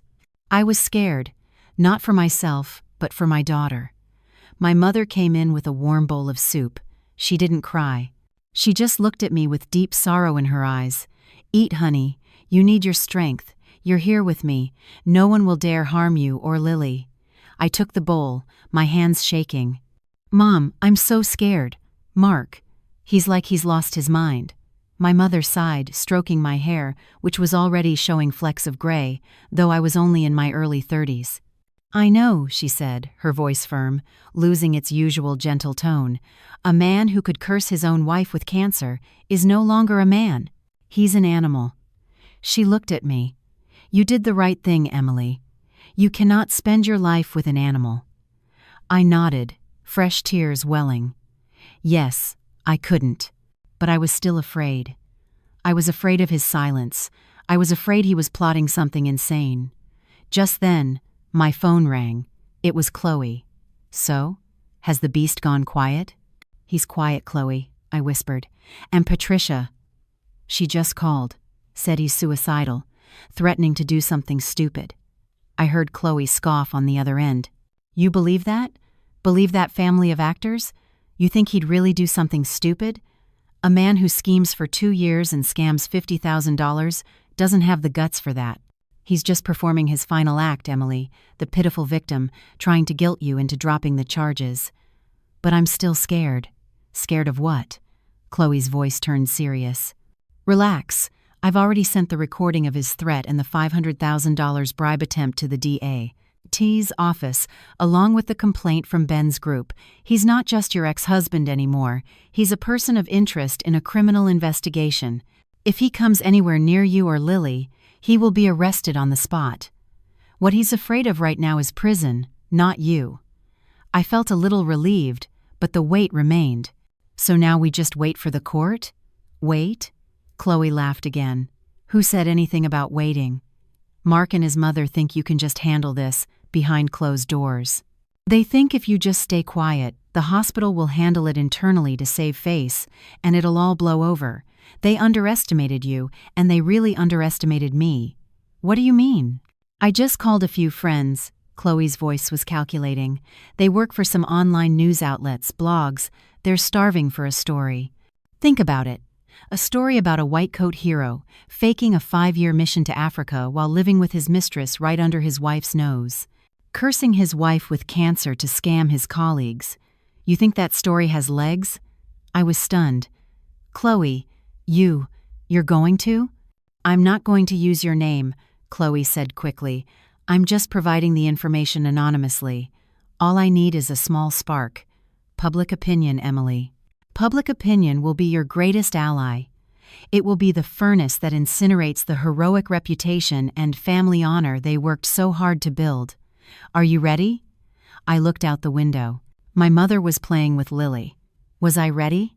Ready to put my pain and humiliation on display for the world to judge?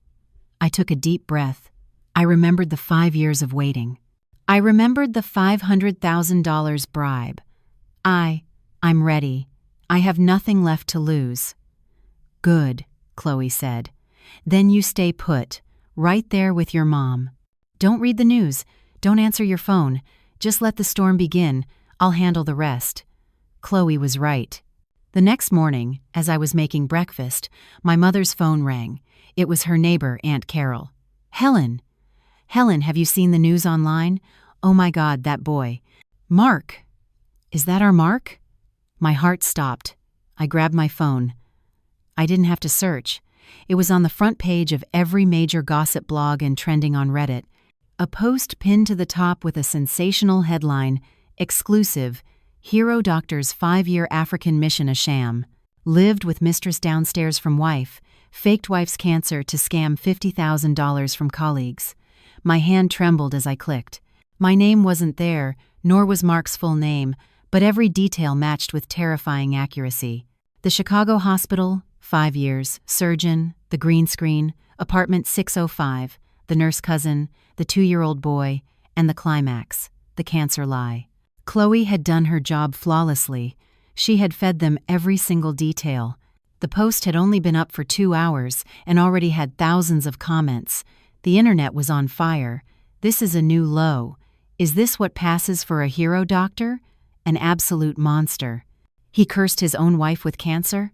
This guy needs to be locked up for life. Find him. Which hospital? Which doctor?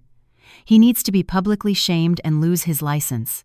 And the mistress is a piece of work too, sleeping with her own cousin's husband. The story was too dramatic, too cinematic. It spread like wildfire. Smaller news outlets started picking it up. Though they still used initials, MP, they explicitly named Chicago General Hospital. My phone started ringing off the hook. Old friends, former colleagues, distant relatives, people I hadn't spoken to in years. They weren't calling to comfort me, they were calling to confirm. Emily, is it Mark? Oh my God, Emily, I'm so sorry. I didn't answer a single call. I turned my phone off. I held my daughter close. My mother looked at me and sighed. Just lock the doors, honey. Don't listen to anything. Let it burn. The storm had truly hit. This time, it wasn't just aimed at me or Mark, it was aimed at the hospital. The hospital's Facebook page was flooded. Thousands of angry comments demanding an official response. The hospital couldn't stay silent. That afternoon, a formal statement appeared on their website. It was brief but told the whole story. Chicago General Hospital is aware of the allegations concerning Dr. MP. We have suspended Dr. MP's medical license and are cooperating fully with law enforcement authorities to investigate these serious claims. We are committed to taking swift and decisive action in accordance with the law. It was all public now. His 15-year heroic reputation, Patricia's 5 years of family honor, had completely disintegrated in a single day. Mark was no longer just an adulterer, he was a nationally condemned fraud. The pressure from the public was a raging inferno. It not only incinerated Mark's reputation, but also forced the wheels of justice to turn faster. The hospital, after issuing its statement, could no longer handle the matter internally. They had to act decisively to save their own reputation. The next morning, Ben Davis called me. His voice had lost its triumphant edge, replaced by a serious tone. Emily, have you seen the news? This has blown up. I know, I replied. I'm sorry. This might have caused problems for you all. No, Ben quickly interjected. We should be thanking you. Without you, how long would he have kept fooling us? Emily, this morning, the hospital director called us in. He had us give a full, formal statement about the $50,000. And what happened? I asked, my heart pounding. He said, Ben's voice was firm, that the hospital is behind us. This isn't just personal fraud. This has severely damaged the hospital's reputation. They encouraged us to see this through to the end. Emily, we officially filed the collective criminal complaint with the Chicago Police Department this morning. I was stunned. I knew they would do it, but I didn't think it would be so fast. You already filed?" "We filed," Ben confirmed. "And it wasn't just our complaint. The hospital attached an official letter confirming his 2 years of organizational deceit, receiving an international stipend while living in Chicago. This time, he's not getting away, Emily." I hung up, my hands cold. Everything was spiraling beyond my control. This was no longer a civil divorce case. It was officially a criminal investigation. Before I could process this, Chloe called, "Emily, good news. The best news of the day." Her voice was practically singing. "What is it, Chloe?" "The DA's office." "They just called me," she said, practically bursting with excitement. "They said they've received the complaint from Ben's group.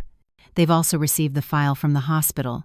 And most importantly, they've received your complaint and the full recording of the $500,000 bribe attempt. What did they say?" "They said," Chloe took a deep breath, "that after reviewing the entire file, they have found sufficient evidence of felony fraud and theft by deception, involving a substantial amount of money and a high degree of premeditation. They have decided to press charges. This afternoon, they've accepted your case. Mark is no longer a person of interest. He is officially a defendant." Defendant. Criminal. The word slammed into my head like a hammer. It had come to this. He was going to prison. The husband I had once loved. The father of my daughter. I didn't know whether to be happy or sad. I just felt a profound, draining weariness. I remembered his smile 5 years ago as he pulled his suitcase, leaving for his mission. He had been my hero. How had he become this monster? Was it greed? Or was it the arrogance of thinking he could fool the entire world? Chloe was still talking on the other end. "Emily, are you listening? They're pressing charges. They'll be bringing him in for questioning soon. It's almost over." "Yeah." "I hear you," I whispered. It really was over. What happened next felt like a movie on fast forward. Mark's criminal case was complex. It involved the $50,000 fraud against his colleagues, the 2 years of defrauding the hospital for his stipend, and the $500,000 slush fund he tried to use to bribe me. The investigation took a long time, tracing the money, trying to figure out where he had hidden it all, including the source of funds for the Lake Geneva property. But my divorce case was much simpler. Chloe said we didn't have to wait for the criminal trial to conclude. The evidence was overwhelming. My divorce hearing was held in a closed courtroom, at my request. I didn't want my daughter to one day read sordid headlines about her parents. I went to court with Chloe. I was no longer afraid. I felt strangely calm. Mark was there too.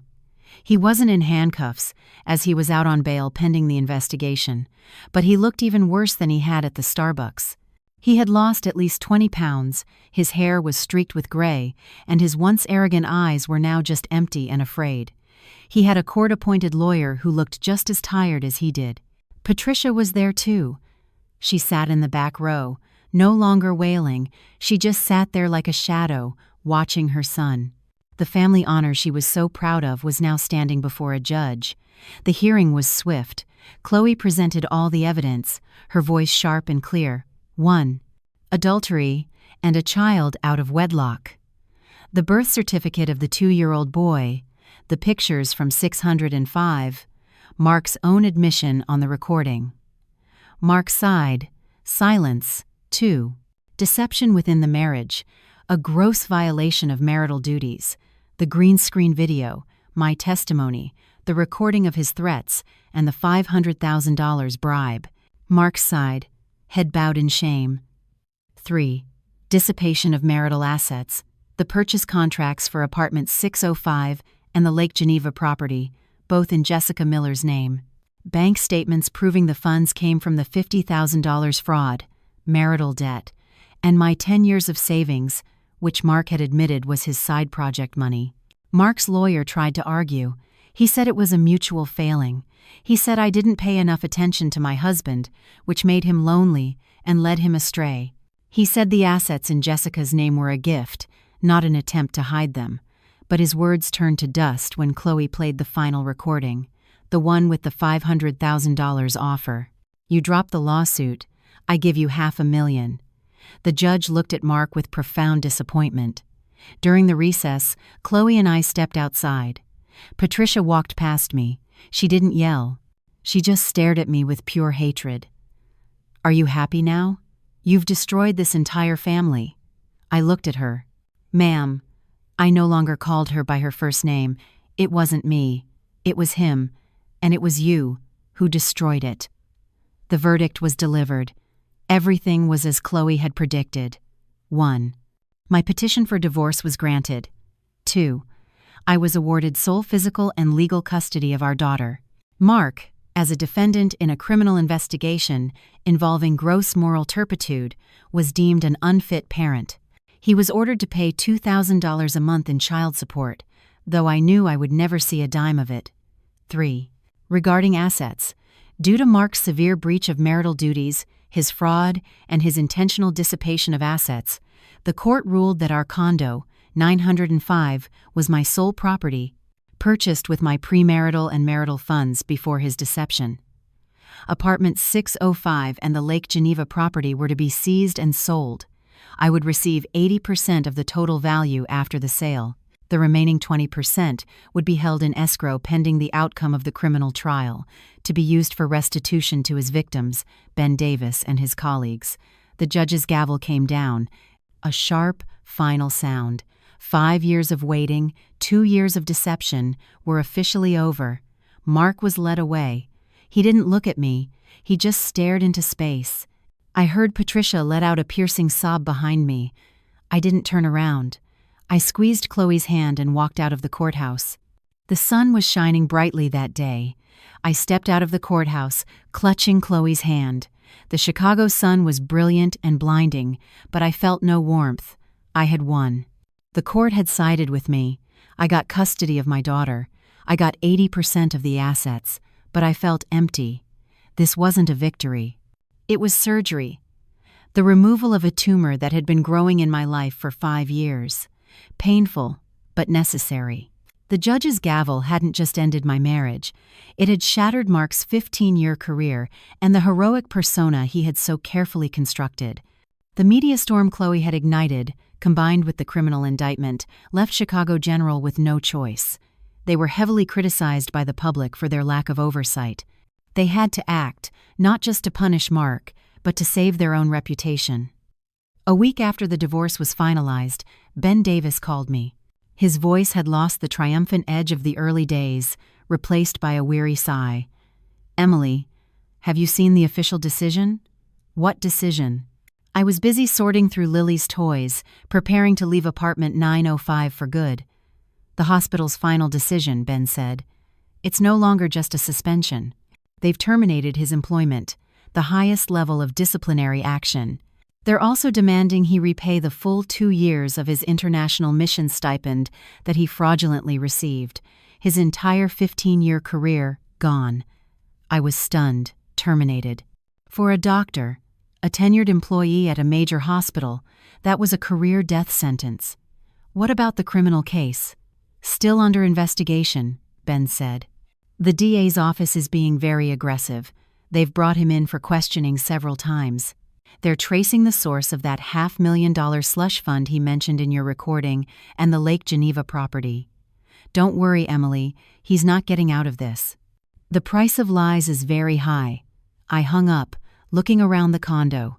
The price of lies, I muttered.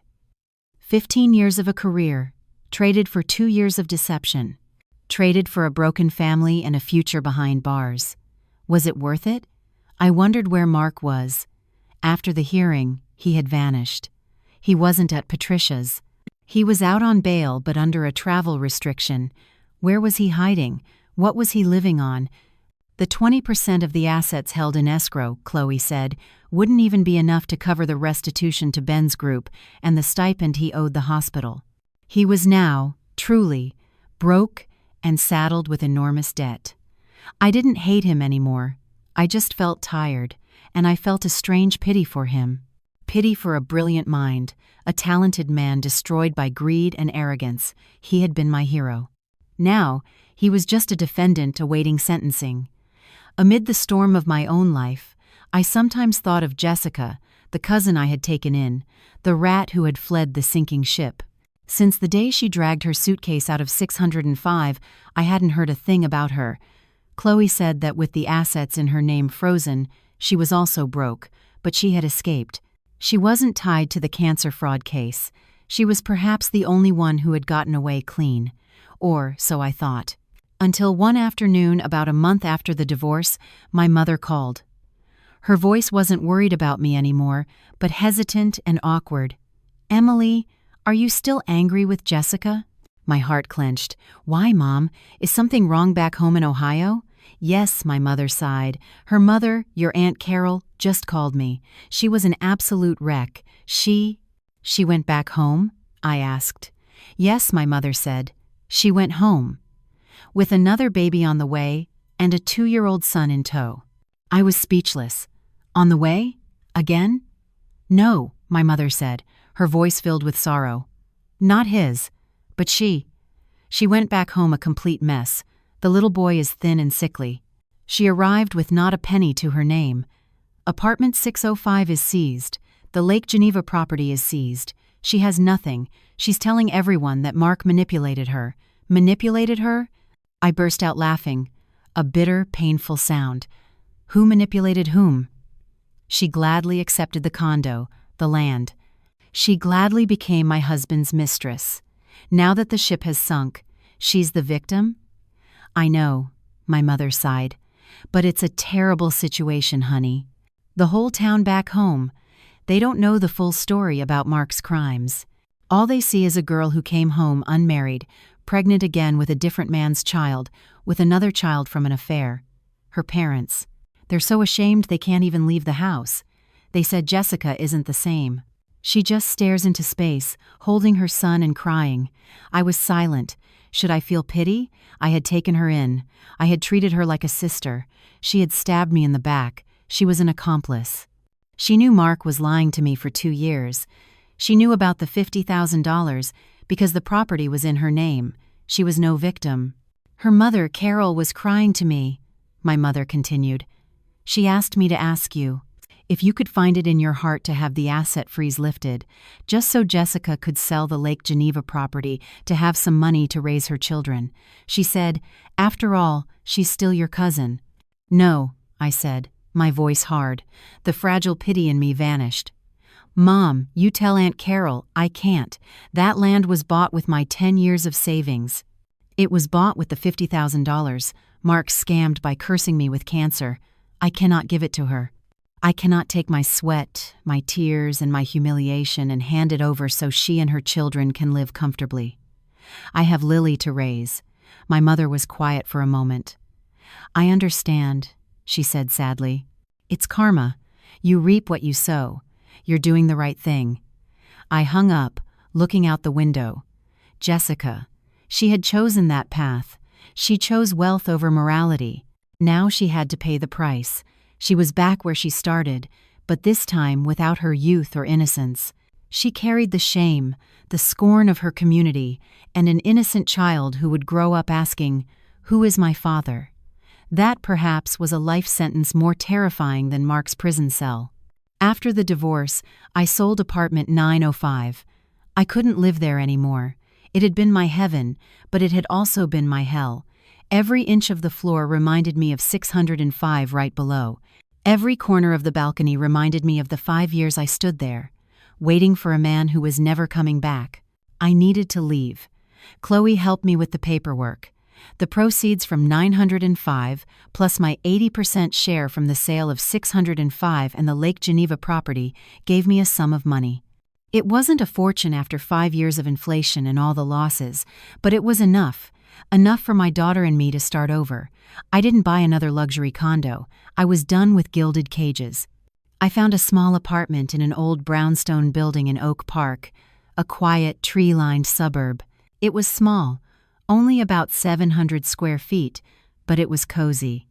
I painted the walls a warm cream color myself, built little wooden shelves.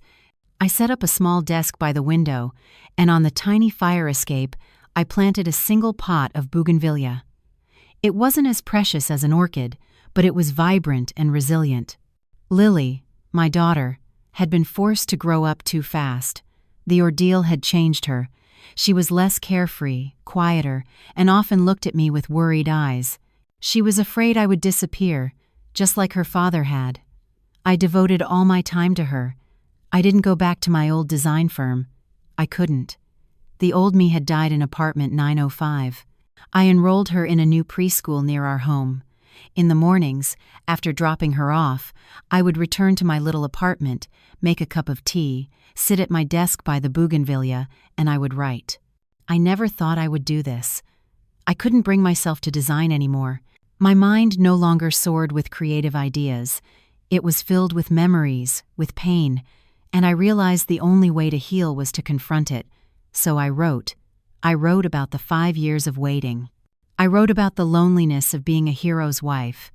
I wrote about the nights I held a sick child alone in the emergency room. I wrote about the green screen, the child's whisper, the cancer lie, and apartment 605. I didn't write to accuse. The law had already done that. I didn't write for revenge. They had already paid the price. I wrote for myself. I wrote to purge the toxins that had poisoned me for 2 years. I wrote as a form of therapy, and I wrote as a warning. I posted my stories on a personal blog under an anonymous name. I never expected that my tear-stained words would touch so many hearts. So many women who were also waiting for their husbands, also sacrificing, also trusting blindly. They commented, they shared their own stories. They said my story was a wake-up call for them. It turned out my pain could become someone else's medicine, and in the process of healing them, I was healing myself. A year after I left apartment 905, my life had settled into a new rhythm, peaceful, slow, and entirely my own. My blog, The Green Screen, was unexpectedly discovered by a small publishing house. They wanted to turn it into a book. They said my story was the voice of so many silent women. I agreed. I didn't need the money. I just wanted my pain to have meaning. The book was published without much fanfare, but it created a quiet ripple. It wasn't a novel. It was a memoir of deceit and rebirth. I heard news about Mark too. His criminal trial finally concluded. For felony fraud, theft by deception, and defrauding a government-funded institution, coupled with the attempted bribery, he received a fitting sentence, 18 years in federal prison. When Chloe told me the news, I was watering my bougainvillea. I just said, "Oh," and that was it. My heart felt nothing. No joy, no sadness. He was just a name from a past life. Patricia, I heard, had a complete breakdown after her only son was sentenced. Her house was sold to pay for restitution, as ordered by the court. She was now living in a state-run nursing home, with no one to visit. Her family honor had ended in tragedy. I didn't hate her anymore. I just saw it as karma. She had sown arrogance and condoned evil. Now she reaped loneliness. One late autumn afternoon, with a crisp chill in the air, I picked Lily up from school.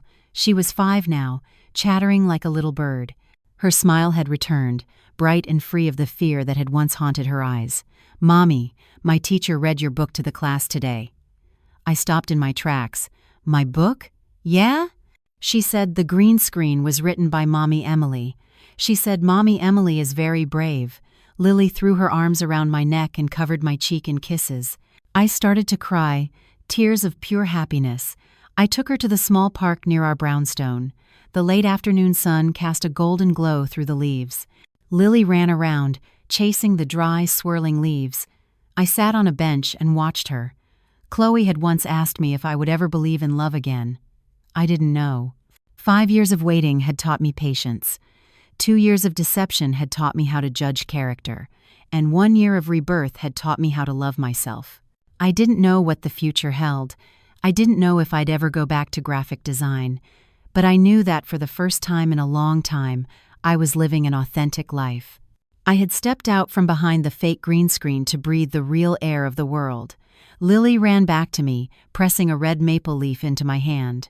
"For you, Mommy. Isn't it pretty?" I smiled, taking the leaf. "It's beautiful, sweetie." I pulled her into a hug. The autumn wind was cool, but my heart was warmer than it had ever been. My new life, with my daughter, was just beginning. Money can be a double-edged sword, capable of destroying a person when greed takes control.